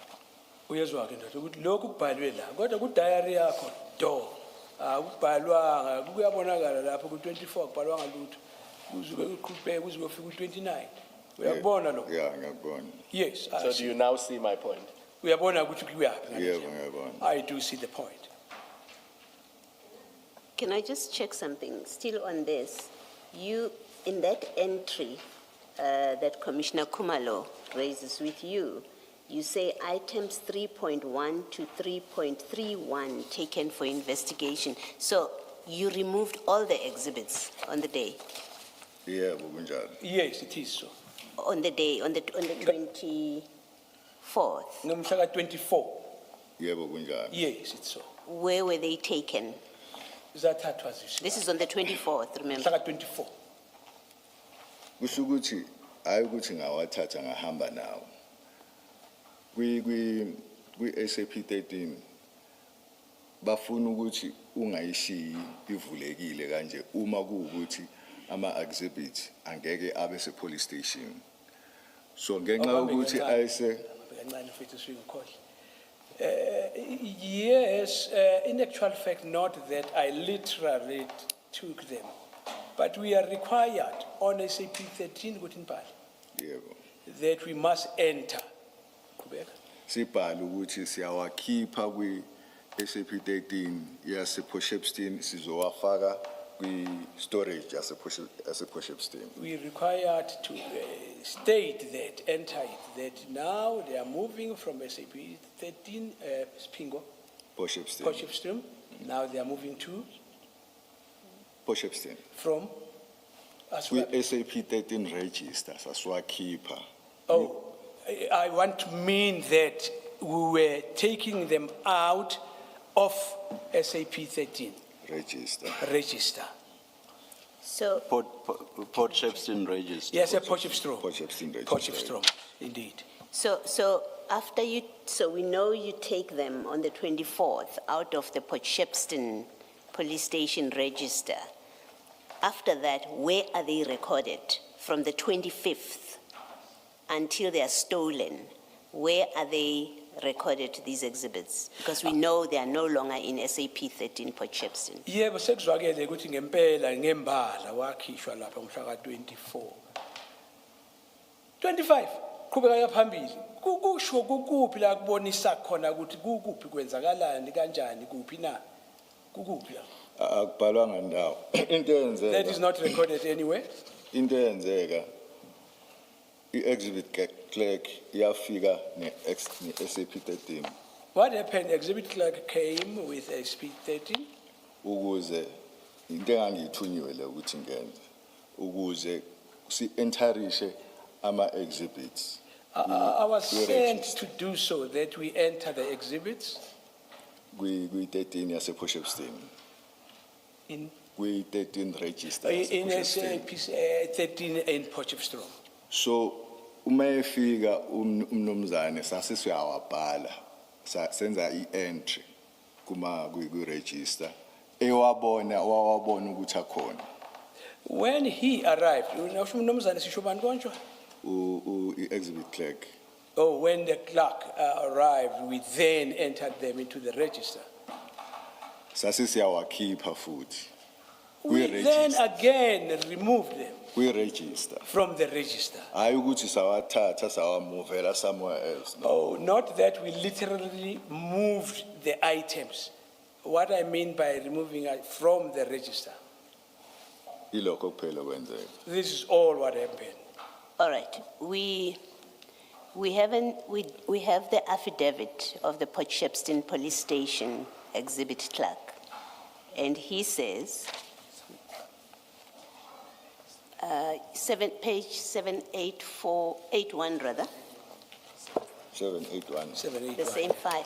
Mrs. Kakani, if you were going to deal with this, I will rather leave it to you. We took the exhibit lapho ya clerk. Are you happy for me to proceed? Do you have the file in front of you? It's file 3 at File page 3? 781. Page 781. Yeah, Yes. siphambi kwami. Yes. So, here's what the exhibit clerk from Potchefstroom Police Station says. He says, Ulalele ukuthi thini le exhibit le. He says, I have knowledge of the at paragraph 2. He said, firstly, he says, I'm the person, my work at the exhibit office includes the processing and ensuring the safeguarding of property that is handed into the SAP 13 at Port Shepstone. So we've been made to understand that this is the custodian of exhibits. It's the one that looks and accounts for exhibits. And then, as you can see there, as you are reading it, paragraph 2 says, I have knowledge of the entry made of exhibits under Port Shepstone SAP 13, that number. According to the entry, it was a large amount of cocaine that was handed in by Detective Warrant Officer Mpangase of the Durban DPCI office. I was not present when the entry was made into the SAP register, nor have I personally seen any of the exhibits that was handed in as per this entry. All I can remember is that I got a call from Brigadier Sibia on the office line asking me to assist members that is in need of forensic bags. So we have the exhibit clerk saying he's never seen these exhibits. He wasn't there when the entries were made on the SAP 13, which contradicts what you are saying, that the exhibit clerk of Port Shepstone Police Station was present when the entries were being made in their SAP 13. Uyezwa ndoda ukuthi cha ukhona kuhlukile kakhulu lapha uthi wena uthi wayekhona na kwenziwe yena uthi hayi ngekho lapha. Ngizocela uma kungenzeka kulandelwe lokho akushilo lo ngoba angikholwa. I'd make a request that we make a follow-up on what he has said, because I do not believe. Ngoba umuntu owaletha i-exhibit i-SAP 13 register umuntu owayesebenza ePort Shepstone. Because the person who brought that SAP 13 register was the person who is employed there. Port Shepstone SAPS. At Port Shepstone SAPS. Ukuthi ubani angimazi igama lakhe. Who that person was, I do not know. The reason I'm reading this to you is to say you are incorrect to say the exhibit clerk. Now you say you don't know his name. You may have had somebody bringing the book, and yes, the evidence is somebody brought the book and you carried on with the people that were helping you to complete this. And I was simply saying, putting to you that, well, it's the exhibit clerk never saw those exhibits, had nothing to do with the recording, and your evidence that the exhibit clerk was there is incorrect. Uyabona kushithi ngempela kuyabonisa la ngisobala ukuthi lento ishilwa kuyona ukuthi u-exhibit clerk wayekhona. Kuzwakala kahle ngoba naye kuyatholakala omunye wabasebenzi nguyena wabakhona lapha. Lento ishiwo wena ukuthi u-exhibit clerk cha kuyiphutha. Kusho ukuthi I assumed ukuthi ngoba kwa-arrangewa wafika ne-SAP 13 register yasePort Shepstone ngayitshela ukuthi i-exhibit clerk. Oh yeah, that would mean it was just purely my assumption. Yes. Because they were They brought you the book. No, they were not involved. The evidence of the Port Shepstone DPCI people is all that Port Shepstone Police Station did is they gave you the book. They were not involved with your registering and counting those exhibits. That's the evidence. Kuyafana nalokho hayi ukuthi bona babe sebeyangena bayanceda lapha wanikezwa nje ibhuku hayi ukuthi bayanceda ngokuthizeni. Ngiyavuma. I do agree. All right. And then let me complete this. In paragraph 3, the exhibit clerk says, I later saw the entry made into the SAP 13 in column 6 of the evidence.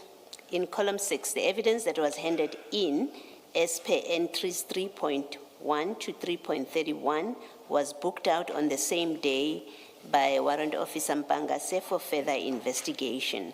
I never saw any of the items that was handed in, nor has any of these items been physically handed into any of the storerooms under my control. So that's what the clerk says. Uyakuzwa lokho aqhubeka kusho uclerk. Ngiyavuma. Uma kuwukuthi akuyena ngempela waletha i-register. I would accept that if indeed he is not the one who brought in the register. Yes. So back to my question. My question is, once you have booked out all the exhibits. Remember your instruction, as you say in your statement, and what Colonel Jacob said to us was, on the 24th, he instructed you to go and take samples, not to book them out, not to book out all the exhibits. He said, go take samples. That's what he says. He sent you to go take samples. You instead, on the 24th, according to the Port Shepstone SAP 13, you booked out all the exhibits out of their records. My question is, once you have booked them out, and therefore Port Shepstone Police Station is done with them, they are not in their book anymore, where were they recorded after that? Uyabona ke njengoba kusizwakele ukuthi ngempela ngomhla ka-24 uJacob yena ngokwakhe wathi hamba uye lapha uyothatha amasampuli. Kodwa sekuzwakele ukuthi cha wena wenza okuphambene nalokho wathatha wabhuka out kulento kwembhukwini le. Manje umbuzo omkhulu omile ukuthi nasi ibhuke out zikuphi manje kwenzakalani ngazo? Arekhodwe kuphi? Ayinarekhodanga ndawo. They were never recorded anywhere else. Lastly, so it's fair to say, because they are not recorded on any SAP 13 after the 24th, it's fair to say that nobody knows, well, let me not say nobody, we, the Commission, do not know that when they were stolen later, because there's no record of how many are in SEP's possession at that time, we have no way of knowing that the original number that was booked in on the 22nd at Isipingo Police Station, taken out, booked in at Port Shepstone Police Station, the 3.1 up to 3.34. We have no way of knowing that they were still complete on the day that they were stolen, by the time they were stolen. There's no way of knowing because you never made any record anywhere after the 24th of June. That must be correct. Ekubeka ukuthi ngempela ngoba emva komhla ka-24 hayi khona impela sithatha amagesi siyacabanga asazi singathi sonke mhlambe khona abaziyo kodwa ke thina ngokuhleli kwethu la asazi ukuthi kahle kahle nenamba yazo basemangaki asele akwaziyo ngoba kubhalwe ndawo. Yeah. Yes. Ngezwe. I hear. Kodwa into engayisho isizathu salokho ukuthi mina ukubukhiwa okumina ngangingasho ukuthi ayisekhona esaphelele futhi ukubukhiwa okumina ngedwa. Yes, I do concur, but if the key was only handled by me, kept by me only, I would maybe confirm the number, but that was not the case. Thank you. Ms. Kakan, can we do this? Warrant Officer, that 8-page document, that standalone 8-page document that we referred you to, Page 8 lay hambela just to yodwa. complete the picture, the entries that you made in the Port Shepstone SAP 13, 3.1 to 3.31, we don't have to go through all of them, just the first page and the last page. It's on page 3 of that document. It starts on page 3 of that document. Just go to page 3. That's the first item, 3.1. Page 3. And that's you making those entries. Yeah, we mean. Yes. Where, Nani? Oh, I was just going to refer you to, in the exhibit file, just so that he's not confused. Oh, it's fine. Maybe you can refer to it for completeness, but because we were dealing with this document and we already went to item 6, I think. So 3.1 is on page 3, and then the last entry, which is 3.31, is on page 7. And that's all you up to page 7.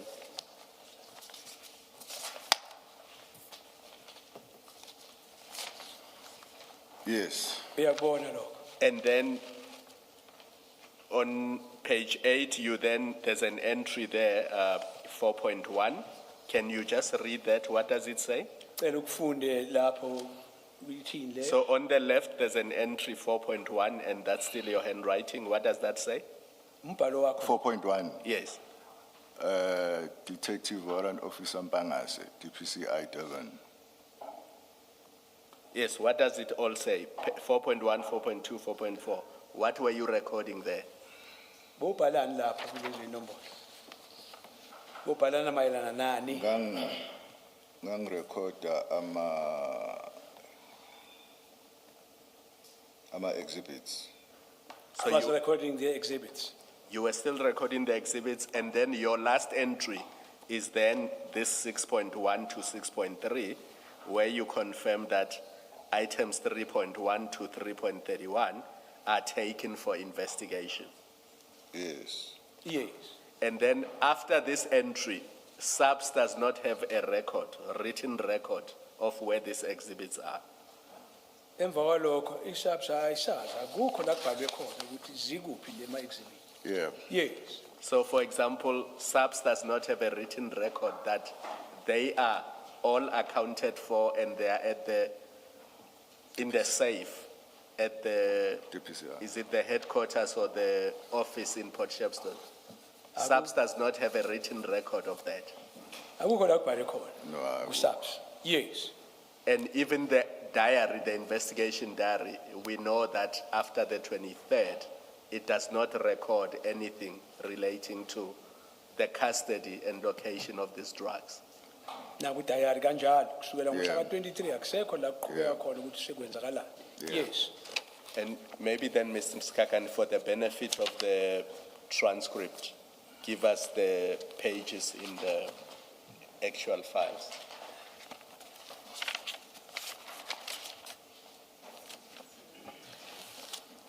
It's under CJC 264. Cha uyacacisa ukuthi lelo phepha lihambelana nani. Page, starting at page 783, but the particular 6.1 is at 789. So it's CJC 264 from page 783 To 789. until page 789, yes. Thank you. Thank you. So may I just ask this quick question, Mr. Skakan? Can you please explain this warrant officer? You enter the exhibits in the Port Shepstone SAP 13 register, and you immediately book them out of that register. What was the point of entering them in the register in the first place if you are immediately going to take them out?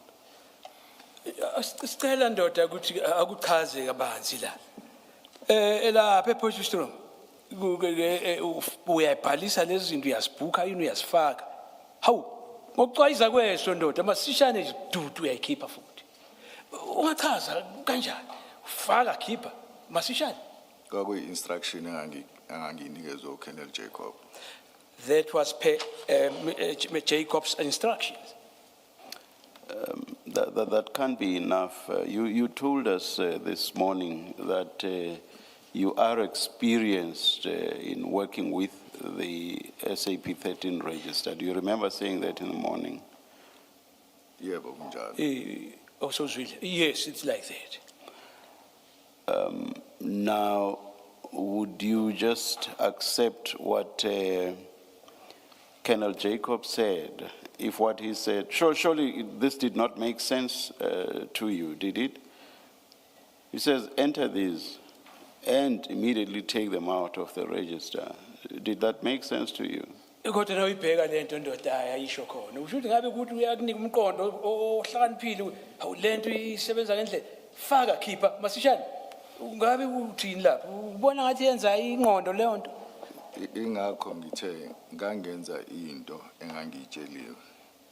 But did it make sense? I'm asking a different question. Yeah, umbuzo ukuthi kodwa ingabe yinto esho kahle make enza ingqondo leyo nto ayenzi sense. does not make sense.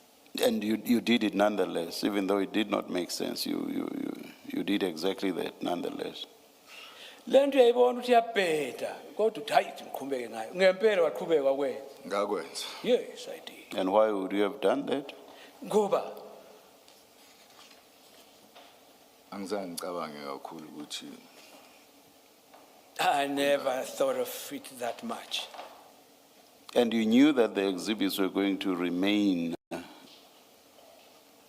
at the DPCI office in Port Shepstone, and that they were not being taken for, the entry said what, for investigation? What did that entry say? The entry said they were to be taken away for investigation. And you knew that that was not the case. Angithi wawazi futhi kwathi cha kwakungeke kube kanjalo ukuthi lezi zinto zazilapha hayi ukuthi zizohanjiswa ziyele kuyophenywa investigation. Correct? Kunjalo. ayukuthi zazingeke ithathwe. Not that they were not going to be taken. No, but as you entered them and immediately booked them out, you knew that they were not going out for investigation at that point, correct? Ngaleso sikhathi singena zese ziyakhishwa masishane. Ufuzile ukuthi wawazi ukuthi ngeke zikwazi kuyokwenziwa kuyohlolwa kuwo. Kunjalo. Yes, it is. And why you knew is because you yourself still locked them in that same walk-in safe. You locked them in there. They were not being taken out for investigations. That's how you knew. You enter them, you book them out, you make an entry that says they are being taken for investigations, and yet you lock them in that same walk-in safe where they were before you made the entry, and book them out at the same time. Uyabona ukuthi wawazi kamhlophe kwenzakalani. Yes. Oh, yes. The effect of that, or the essence of that, is that you made a false entry, knowing it to be false. Into ebonakala ngokumhlophe wayifaka lento owazi ukuthi yashaya akusiyona akusiqiniso. Into engayichaza ngiyamuzwa uCommissioner kodwa into engayichaza ukuthi ngibhale leya entry ngoba ngazi ukuthi hayi ukuthi investigation ayizokwenziwa ngalelo langa.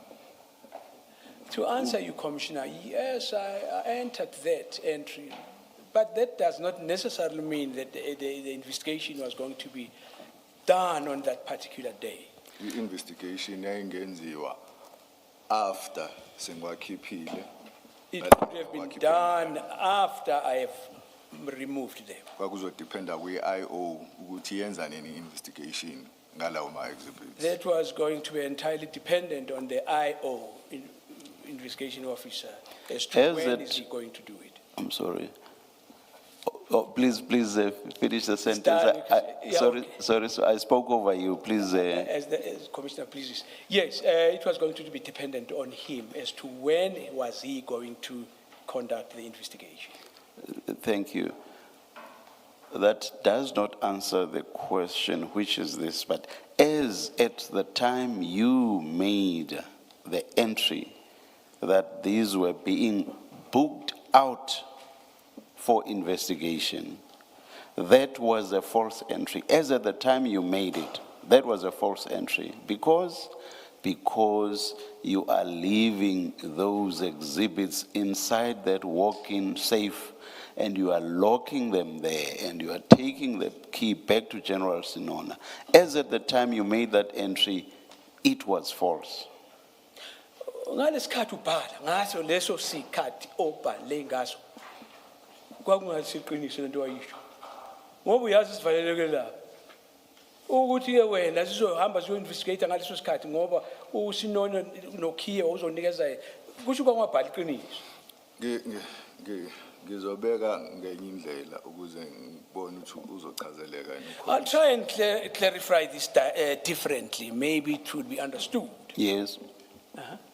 ama exhibit njengale entry le yokuthi ngathi ngiyawabooka out for analysis. The exhibit, when we refer to the entry that I stated that I was booking them out for analysis. Ngangasho ukuthi ngaleso sikhathi or immediately after booking them out ngizoyisa for analysis. That did not imply that I was directly or immediately taking them out for investigation. Into engangisho ukuthi njengoba ngiwakhipha azogcine esehambile eya for analysis. What I meant by that was that eventually they will go for analysis. Uthi uma uwakhipha awuwakhiphi uwayise straight elab for analysis.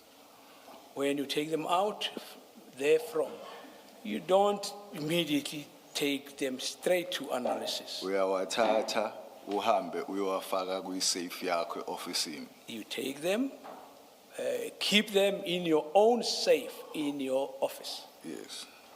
Uma usuwagcinile ofisini usuthola ithuba lokuthi uwahambise before 7 days uphela busubhala leyo note yokuthi usuyawahambisa for Well, before the expiry of 7 days, while you are still keeping them, it would be only then when you remove them that you enter into the book, you make an entry. angazi ke noma ucommissioner uyayithola No. I wonder if the commissioner get where I'm getting with ngiqonda this. ukuthi ukuwakhipha ngalendlela engawakhipha ngathi aya for investigation ngangasho ukuthi azo investigatewa ngaleso sikhathi. When I stated that I removed them for investigation, that does not imply that was in immediate Kwakuzoze point. kube yi-IO ezowathatha ibisiyawahambisa for analysis, of which i-analysis yakhona kusho ukuthi investigation. That was going to be the duty of the investigating officer to take them, transport them for analysis. Ngicabanga ukuthi ngichazile khona. I think that is my clear explanation. Clear is something else. It is. Hayi, I'll ndoda, tell- ukuthi hayi, ukuthi ngayithi iyazicaca leyo nto enye into. I will Ngendlela usho ngakhona. I will tell you that it is not. You said a few questions back that it would depend on the investigating officer as to when they would take the exhibits from the walk-in safe for analysis, correct? Uyakuvuma ukuthi uthe kuzoya ngokuthi i-IO uwathatha nini? Yeah. Yes. You had no control over that, did you? Kusho ukuthi aseswa phansi kwakhe our control wena ngaleso sikhathi.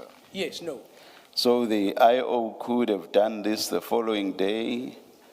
They could have done it after 3 days. They could have done it after 4 months, for all you know, correct? Ngoba uye phela usephethe intambo lo. Kusho ukuthi angenza noma kunini.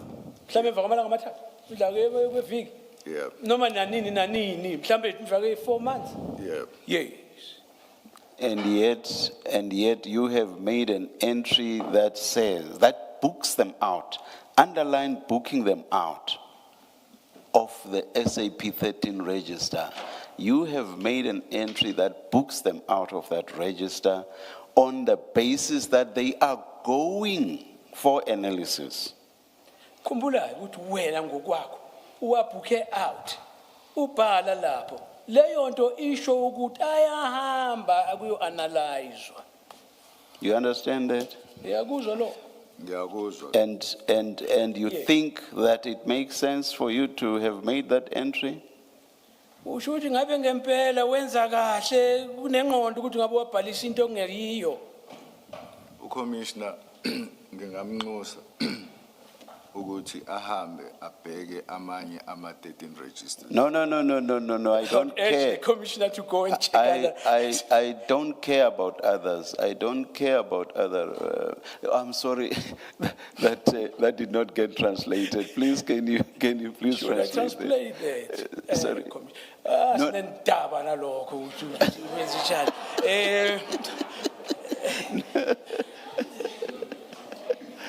And also to translate the bit that his response, which was that he can refer me to other exhibit entries. I've already said it in English, so there's no need. No, ukuthi uzomuhamba ukuthi ayobheka kwezinye indawo ayiyo leyo nto ekhuluma ngayo. Sekushilo kodwa. So my question is about whether to you it makes sense for you to have made such an entry when the investigating officer, for example, could only have taken those exhibits out of that walk-in safe 4 months after the time you made the entry. As you sit there, can you ever say that that makes sense? That your entry makes sense? Ndoda kodwa usho ukuthi ngabe kubhadlile la engqondweni. Ukuthi yina na kubani nabani. Ubhalisa ukuthi nazi yakhishwa manje lezi. Kodwa kuyabonakala ukuthi lo umnomzane, ngisho umnomzane we-investigate. Oh, okay. Umnomzane we-investigate. Angayithatha mhlambe emva kwe4 months noma kunini. Kodwa unibhale manje namhlanje ukuthi ziyakhishwa. Mina Kuyakwenza ingqondo lokho. mina kuyenza mina Yes, to me it makes sense. ngoba Because ngibhale i-entry yokuthi izinto ama-exhibit azo-investigator. Because the entry that I have inserted there is about things that were going to be investigated. Ngoba ngiyazi ukuthi vela izo-investigator. Because I know for the fact that they were indeed going to be Ukuthi investigated. oyiwa-investigator nini angangene lapho. When I would investigate, it's none of my concern. So let's use my 4-month intervening period example. So you are basically saying that effectively for 4 months, which was a possibility that they are not taken for analysis for a whole 4 months. So you are effectively saying that it makes sense to you that these exhibits should not have been in any SAPS register because they've been taken out of the Port Shepstone SAP 13 register. So to you as you sit there, it makes sense that they should not have been in any register. Are you seriously saying so? Asenze wona lo mfanekiso sesiqale ngawo. Asithi ukhiphile ngalolu suku. Kodwa sithi ngempela lo mseshi uzosithatha mhlambe emva kwe4 months njoba sicabanga. Usho still kuwe bekusenza ingqondo lokho ukuthi yebo uzasithatha mhlazana ayithatha noma ngaba u4 months kuwe kwenza ingqondo kusalungile lo. Singabhalwa ngoba kusaziyo ngaleso sikhathi zikuphi kwenzakalani. It doesn't make sense ukuthi abazange bawasebenza ama-exhibits. Doesn't make sense that they did not work on the exhibits. Shortly after swatholile Immediately after we found kuze kuphela u4 months or noma kube 4 months. up to the expiry of 4 months, if that was the case. Ngokwami kufanele ngabe kade bayenze investigation.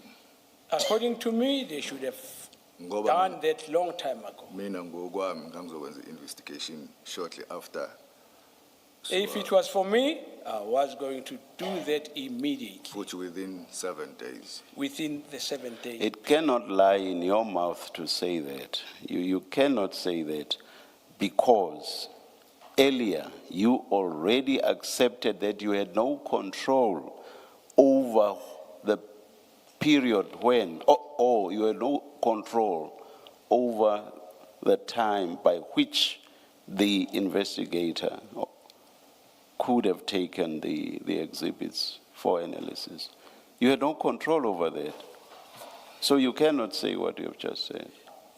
Khumbula ukuthi awukwazi ukusho lokho kusho manje ngoba ngowakho umlomo uthe abongasana control yalezi zinto nasezi kulapha ku-university. And you cannot tell us what you would have done or by when you would have taken the exhibits for analysis. This was not you. And you accepted that you had no control over that. So you cannot say or give the explanation that you've just given. Awukwazi usitshela ngawe ukuthi wena ngabe wenze kanje. Awusekho wena usathintwa uwe sesiphethwe ngawe sezandleni yomunye umuntu lezi zinto. Lokuthi wena ngabe uzowenza mhle 7 days yonke leyo awusangeni wena nje. Into engishoyo ukuthi akuyenzi sense ukuthi athe sitholakele ama-exhibit kwahlalwa isikhathi eside. Please don't repeat the same thing you've just said. Cela ungaphindi lokho okhulumile usokushilo ndoda. Because I'm asking you something else now, I'm moving forward. I'm saying you cannot say that because you had no control over on the question of the timing of taking the exhibits for analysis. You had no control over that. So you can't repeat what you said 2 questions earlier. Sibheka isikhathi ke ndoda. Ukuthi kwenzeka nini kanjani? Bokasana ngamandla ukuthi ucontrol lokho ukusho ukuthi kuzokwenzeka nini kanjani. Kusho ukuthi umbuzo ka-commissioner angutholi. Maybe I don't follow the question. I'm saying you cannot say what does not make sense is the fact that investigations, in my example, would not have taken place immediately, and you say at the latest within 7 days. That is what you've said, correct? Kusho ukuthi bongeke uvumelane ukuthi ngabe kwenza ingqondo kule mfanekiso esubekayo wemama inyanga ezu4. Yeah. Bengeke uhambelane ngoba wena ushilo ukuthi webheke ukuthi mhlambe emalangeni awu7. Yeah. Yes. What I'm saying is, you cannot say that because you were not the investigator. You've said so earlier when you were being asked, and you said you did not even stand in prior to the return of Colonel Jacob, correct? Ngokuya kwakho ushilo ukuthi awuzange uvumele ukuthi uwozoba ibamba lakhe azabuye uKenneth Jacob. Yeah. Yes. So what I'm saying is, the explanation you give about by when the investigator ought to have taken the exhibits for analysis, you have no control over that. So what you are telling us and what you say makes or does not make sense, does not respond to my question. Because you had no control over the timing, the investigator's timing. You had no control over that. So the explanation you give simply does not make sense. Do you understand my question now? Uyezwa ke ndoda. Ngezwa. Now please respond and give me a response that makes sense. Impendulo yakho ithini ke lapho?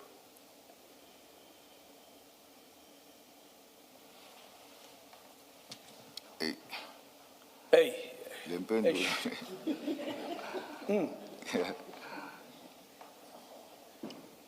Ngiyamuzwa uCommissioner Madlanga kusho ukuthi khona la engilahleka khona Mbijana. No, you said you understand my question.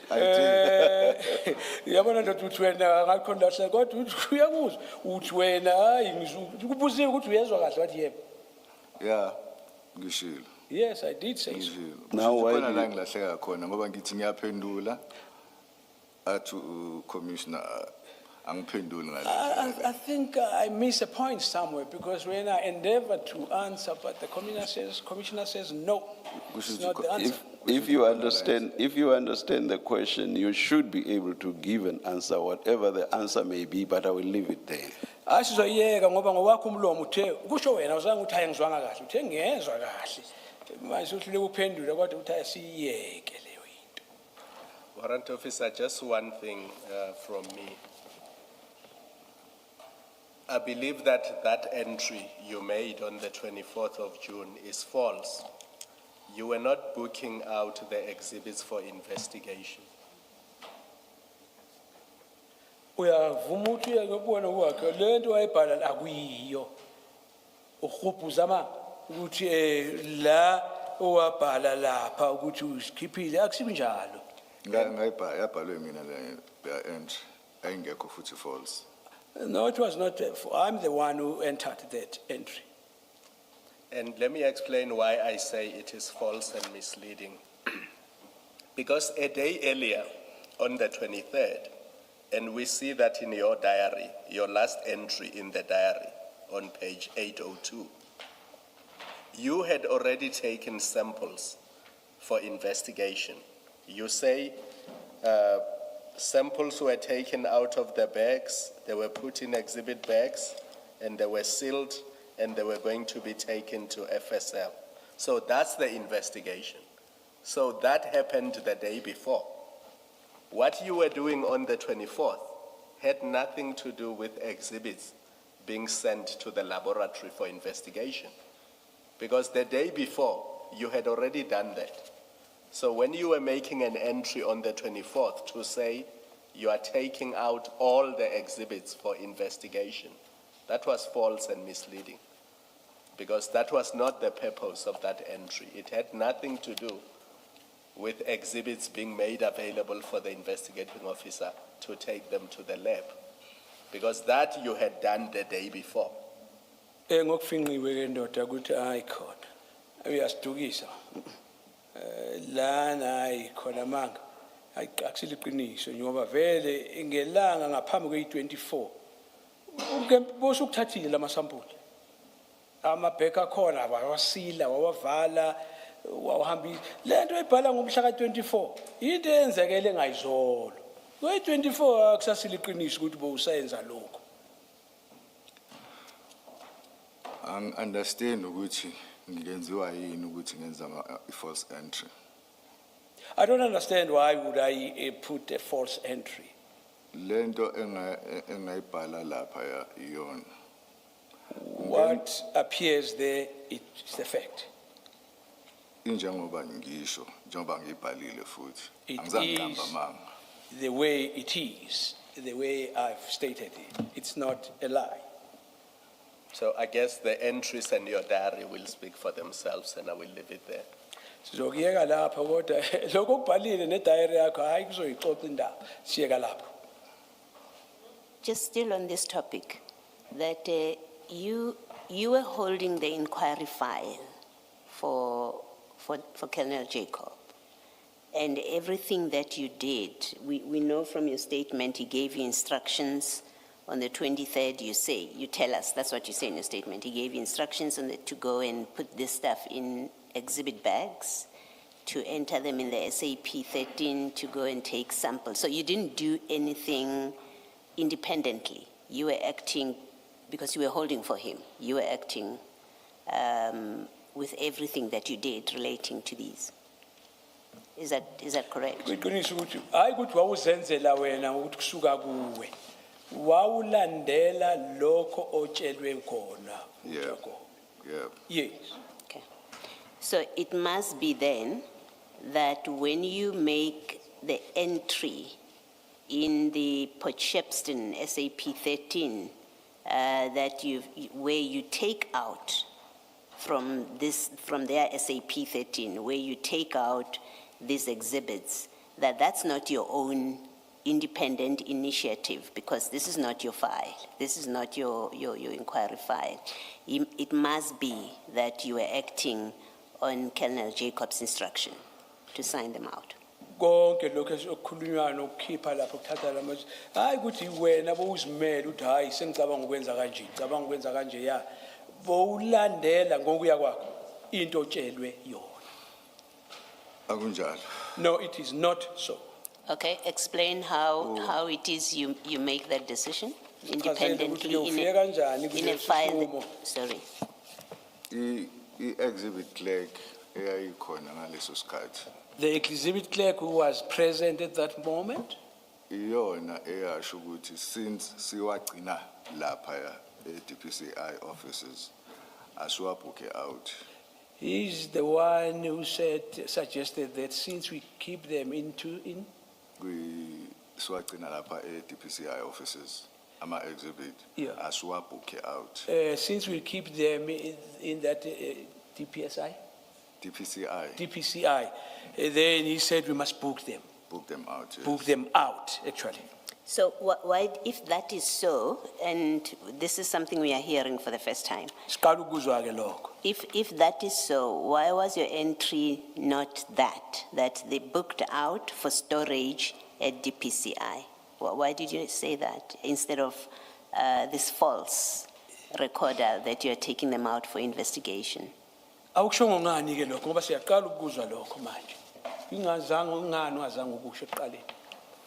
Kusho ukuthi one ngizothi iphutha, two ukuthi sijwayele ukuthi masibhuka out ama exhibit ube nezizathu sokusho sokuthi uwabhuka out for investigation or uwabhuka out for analysis.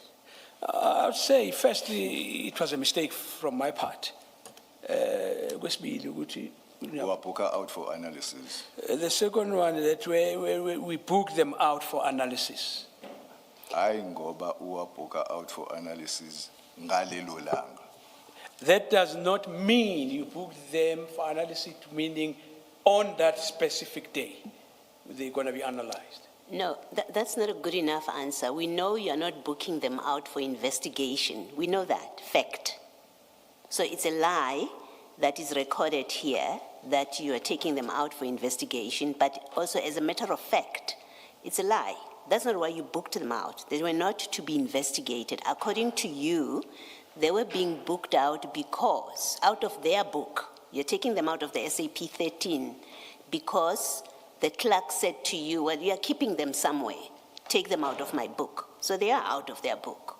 They're not there. You know at that time, when you make this entry, that you're taking them out of the book because they are stored somewhere, not for investigation, because they're stored somewhere. And my question is, that's what you should have recorded if you were not intending to mislead about the purpose of taking them out, because this is misleading. This says we took them out for investigation. We know for a fact that's not true. So you are misleading here. And you don't have a good reason why you chose to mislead in this way and say they're out for investigation on your own version, that they were taken out because they were being stored somewhere else. And the diary should have said, for storage because they are stored at the PCI. But as matters happen, there's absolutely no record of what you did with them after you booked them out. SAPS has no record of that. Uyezwa ke ndoda ngokufinqiwe ukuthi ngempela bosidida umqondo ukuthi lezi zinto ziyathathwa zisayoyenza ucwaningo zicheck uku-investigate. Ukwazi kamhlophe ukuthi ziyathathwa zisayobekwa kwenye indawo. Udida umqondo nje uthanda ukuthi abantu baxakekise kungazwakali kahle ngoba ngempela le gama mislead uyalazi ndoda ke singithi lithatha lokushonisele kanti wena ubhekele ngamabomu uwazi ukuthi akwenzeki ngalendlela akubhalwanga ndawo ukuthi sithatha ziyobeka ulathi umqondo ukuthi ziyahanja zisayo ku-investigate. Ngiyamuzwa uCommissioner uthi i-entry is misleading. Ngangayibhalelani i-entry emisleadayo.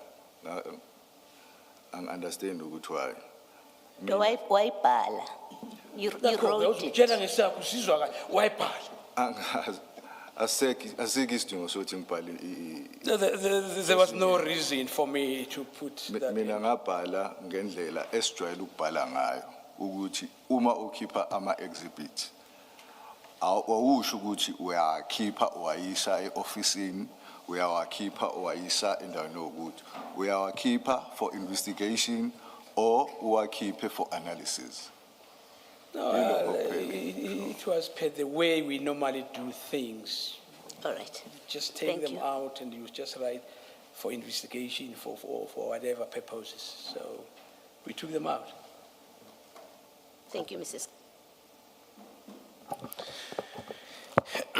Thank you, Commissioners. Just very brief questions and clarities. We've gone through what happens on the 23rd and 24th, and I don't think we need to belabor those occurrences. what seems to have been the case is that Colonel Jacob was hands-on even when he was out of duty. Did you keep updating him, or did he call you about what needs to happen, or you were consulting him to say, I don't know, what must we do next?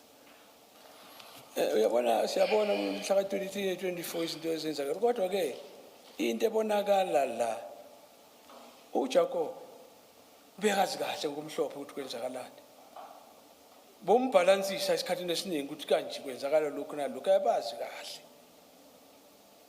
kuyakhomba isa ngokusobala ngabe kunjani uJacob sakhuluma naye kabili mangikhumbula kahle. If I remember very well, I only spoke with him only twice. Engitshela indaba ukuthi engithuma ukuthi ngihambe ngiyo-unpacka ngisile ama-exhibits Instructing me to go and unpack the exhibits, nokuthi ngihambe ngiyothatha ama-samples. as well as that I should go and take the samples. Emva kwalokho angizange ngisakhuluma naye mayelana nomsebenzi. Thereafter, I never interacted with him regarding work. Okay. Then, just on the date of the 23rd, well, which carries from the 22nd, if you go to the file, I think it's file 2, 22 or 23 date, got pay file 2 lap. CJC 243, CJC 243, page 579, page 579. that file. 579. This is a statement by Andres Bernardus van den Berg. Yalbon le Kamal Bizar. Yeah, ngiyalibona. Yes, I can see the name. File 2, page 579. Page 579, you know. Yebo wona. Yes. Wona.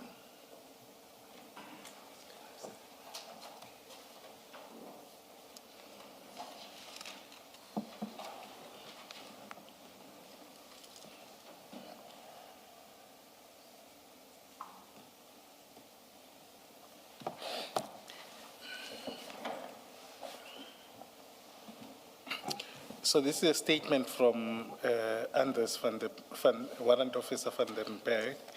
I'm not going to go through it at much detail, but if you turn over to page 580, we've heard about what transpired on the 22nd, how the exhibits were handled. But then on page 580 at paragraph 4, he then details, and I just want to refer you to him assisting you about counting the exhibits. But what he says is that it seems that the scene was chaotic and everyone was just handling the exhibits. Would you agree with this, or there was some manner of controlling the counting?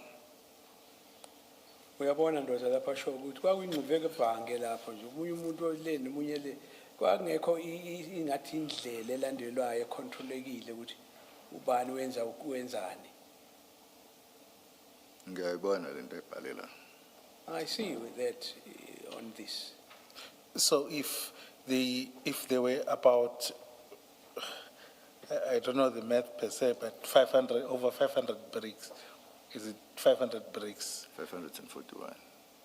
541. 541, you say. And everyone was moving about. It could have happened that some or people may have tampered with the exhibits. Ngenzeka ukuthi nje abantu bezula phansi phezulu lapho ngenzeka ukuthi bakhona abanye bathi thinta lapho ngari kulama exhibit. Ayikho lento ayishoyo. No, what he's saying it's not so. Okay, so it was the integrity of the exhibit was contained. Yeah. Should wazi kahle kwenzakalani. Yes.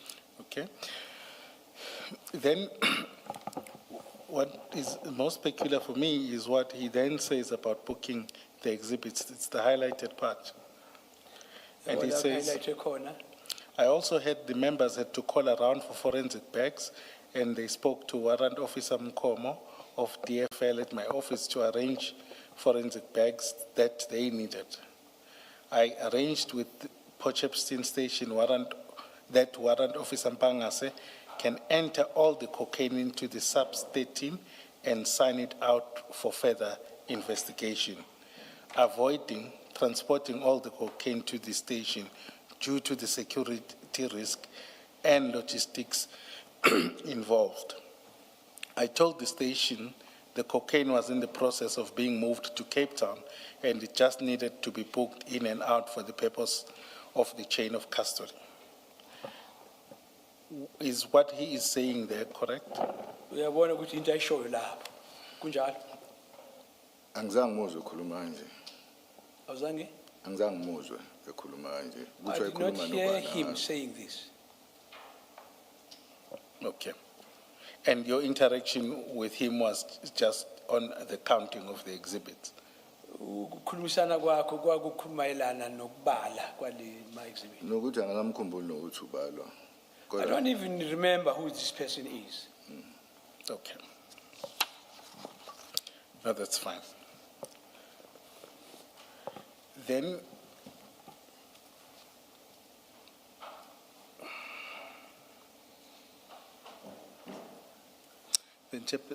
Commissioners, you can put that file aside.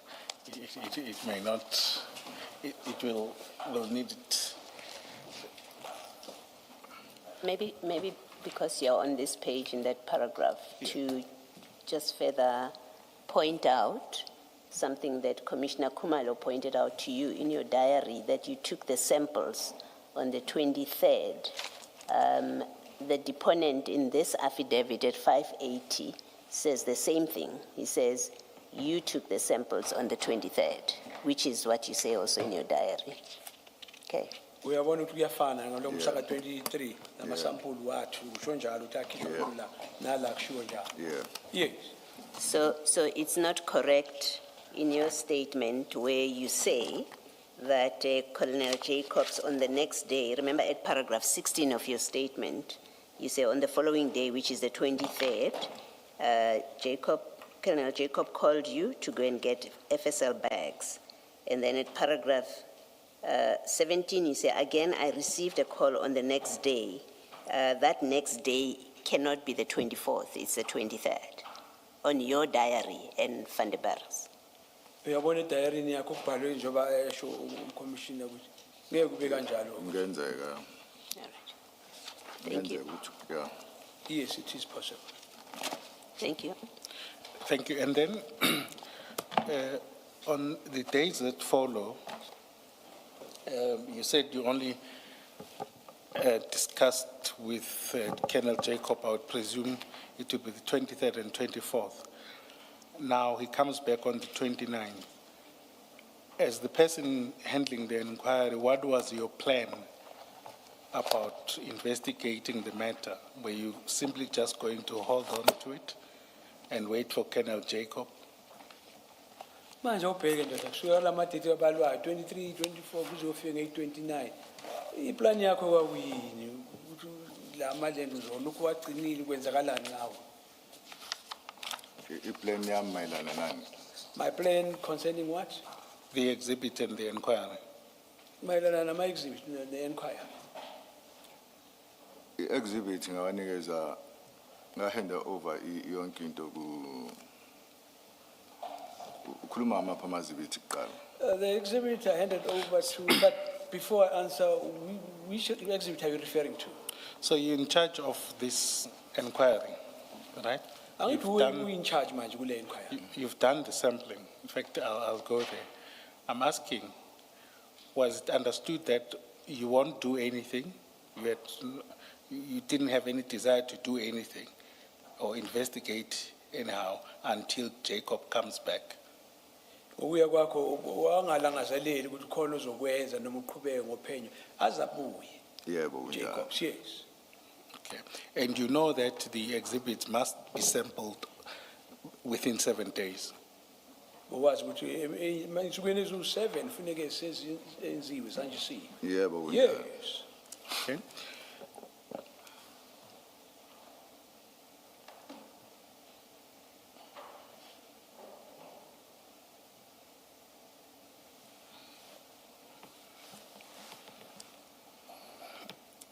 Then when he comes back, this Colonel Jacob, you would have gone with him on the 1st of July to the depot, back to the depot. Did you go with him? Sorry, did you go with him? Mhlaka 1 kuJuly wahamba naye kuyedepo. Kungenzeka It is kodwa possible. ngikhumbula kungifikile kodwa kungenzeka. I just cannot remember, but it is possible. Okay. And did you take any statements within that month or shortly, either in June or July, from people that were there? Ngabe khona ama-statement awayithatha mhlawumbe kusukela kuJune kufika kuJuly Angizange. kubantu no, Angizange. never. Okay, thanks. I'll just paint what I see as a picture and you can comment on it. Uzokhuluma kulokho akubonayo. But what seems to have been the case is that two scenarios in which Commissioner Baloyi has pointed out is that either Colonel Jacobs was exploited your ignorance or ignorance for this operation in order to, and he was the one that was giving you instructions, but he remained the master mind around these exhibits. He wanted to be in control. That's why he didn't want anyone else who would have been more experienced. Uthi ngokucabanga ukuthi yena ubona ngathi uJacob lo wadlala ngawe ubona ukuthi hayi lo ulahlile akazi lutho. Engafuni ukuthola umuntu onolwazi olunzulu ngalo msebenzi. Wasethatha wena. Ebona ukuthi hayi kuwe kuyehle. Angeke ngisho ukuthi for sure. Ngikusho ukuthini? Ukuthi for sure kwakunjalo. I would never say that with any certainty if that was the case. Okay. Commissioners, I think, let me not take it further.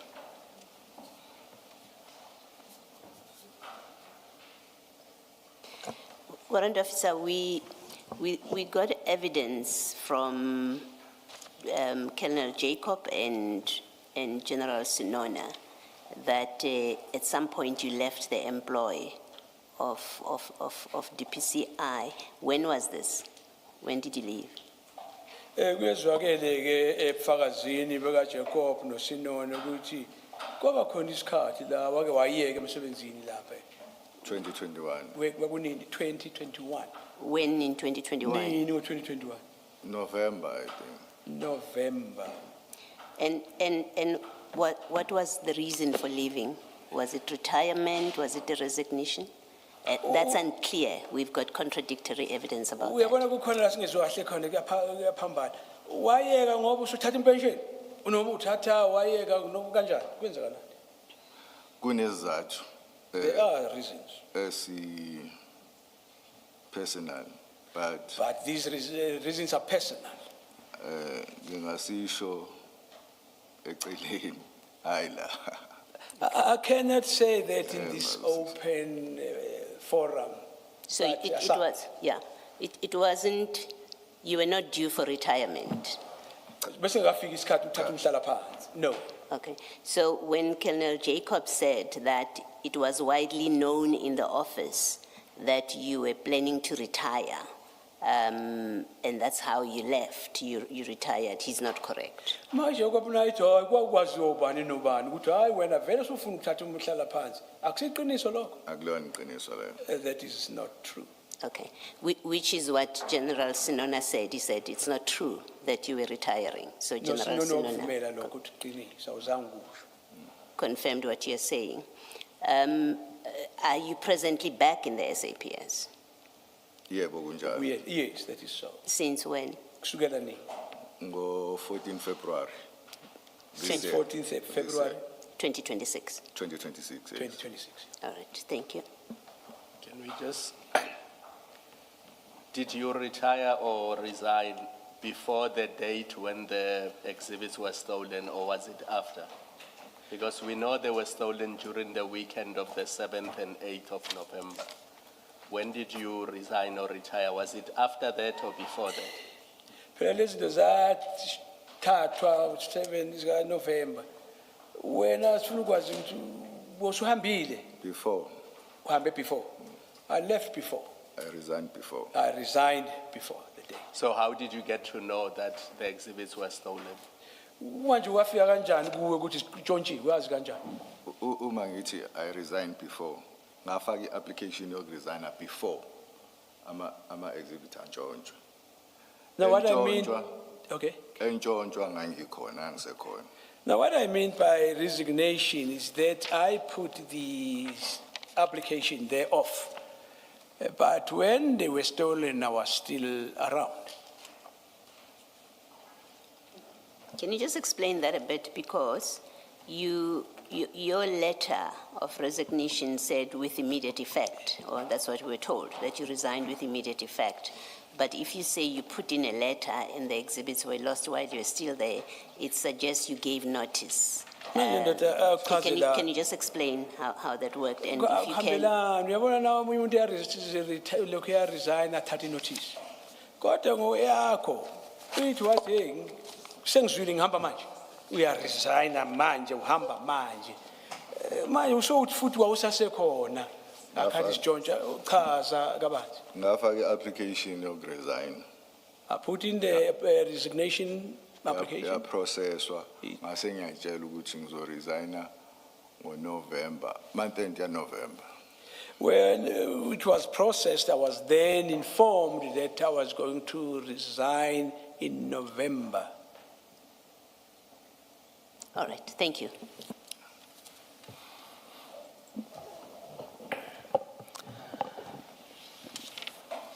Warrant officer, thank you very much. You are excused. Siyahamba ndathi sungakhululeka.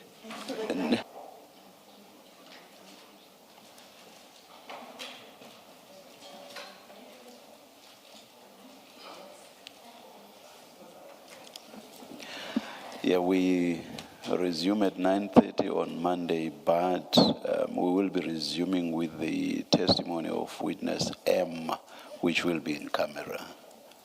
Let's adjourn.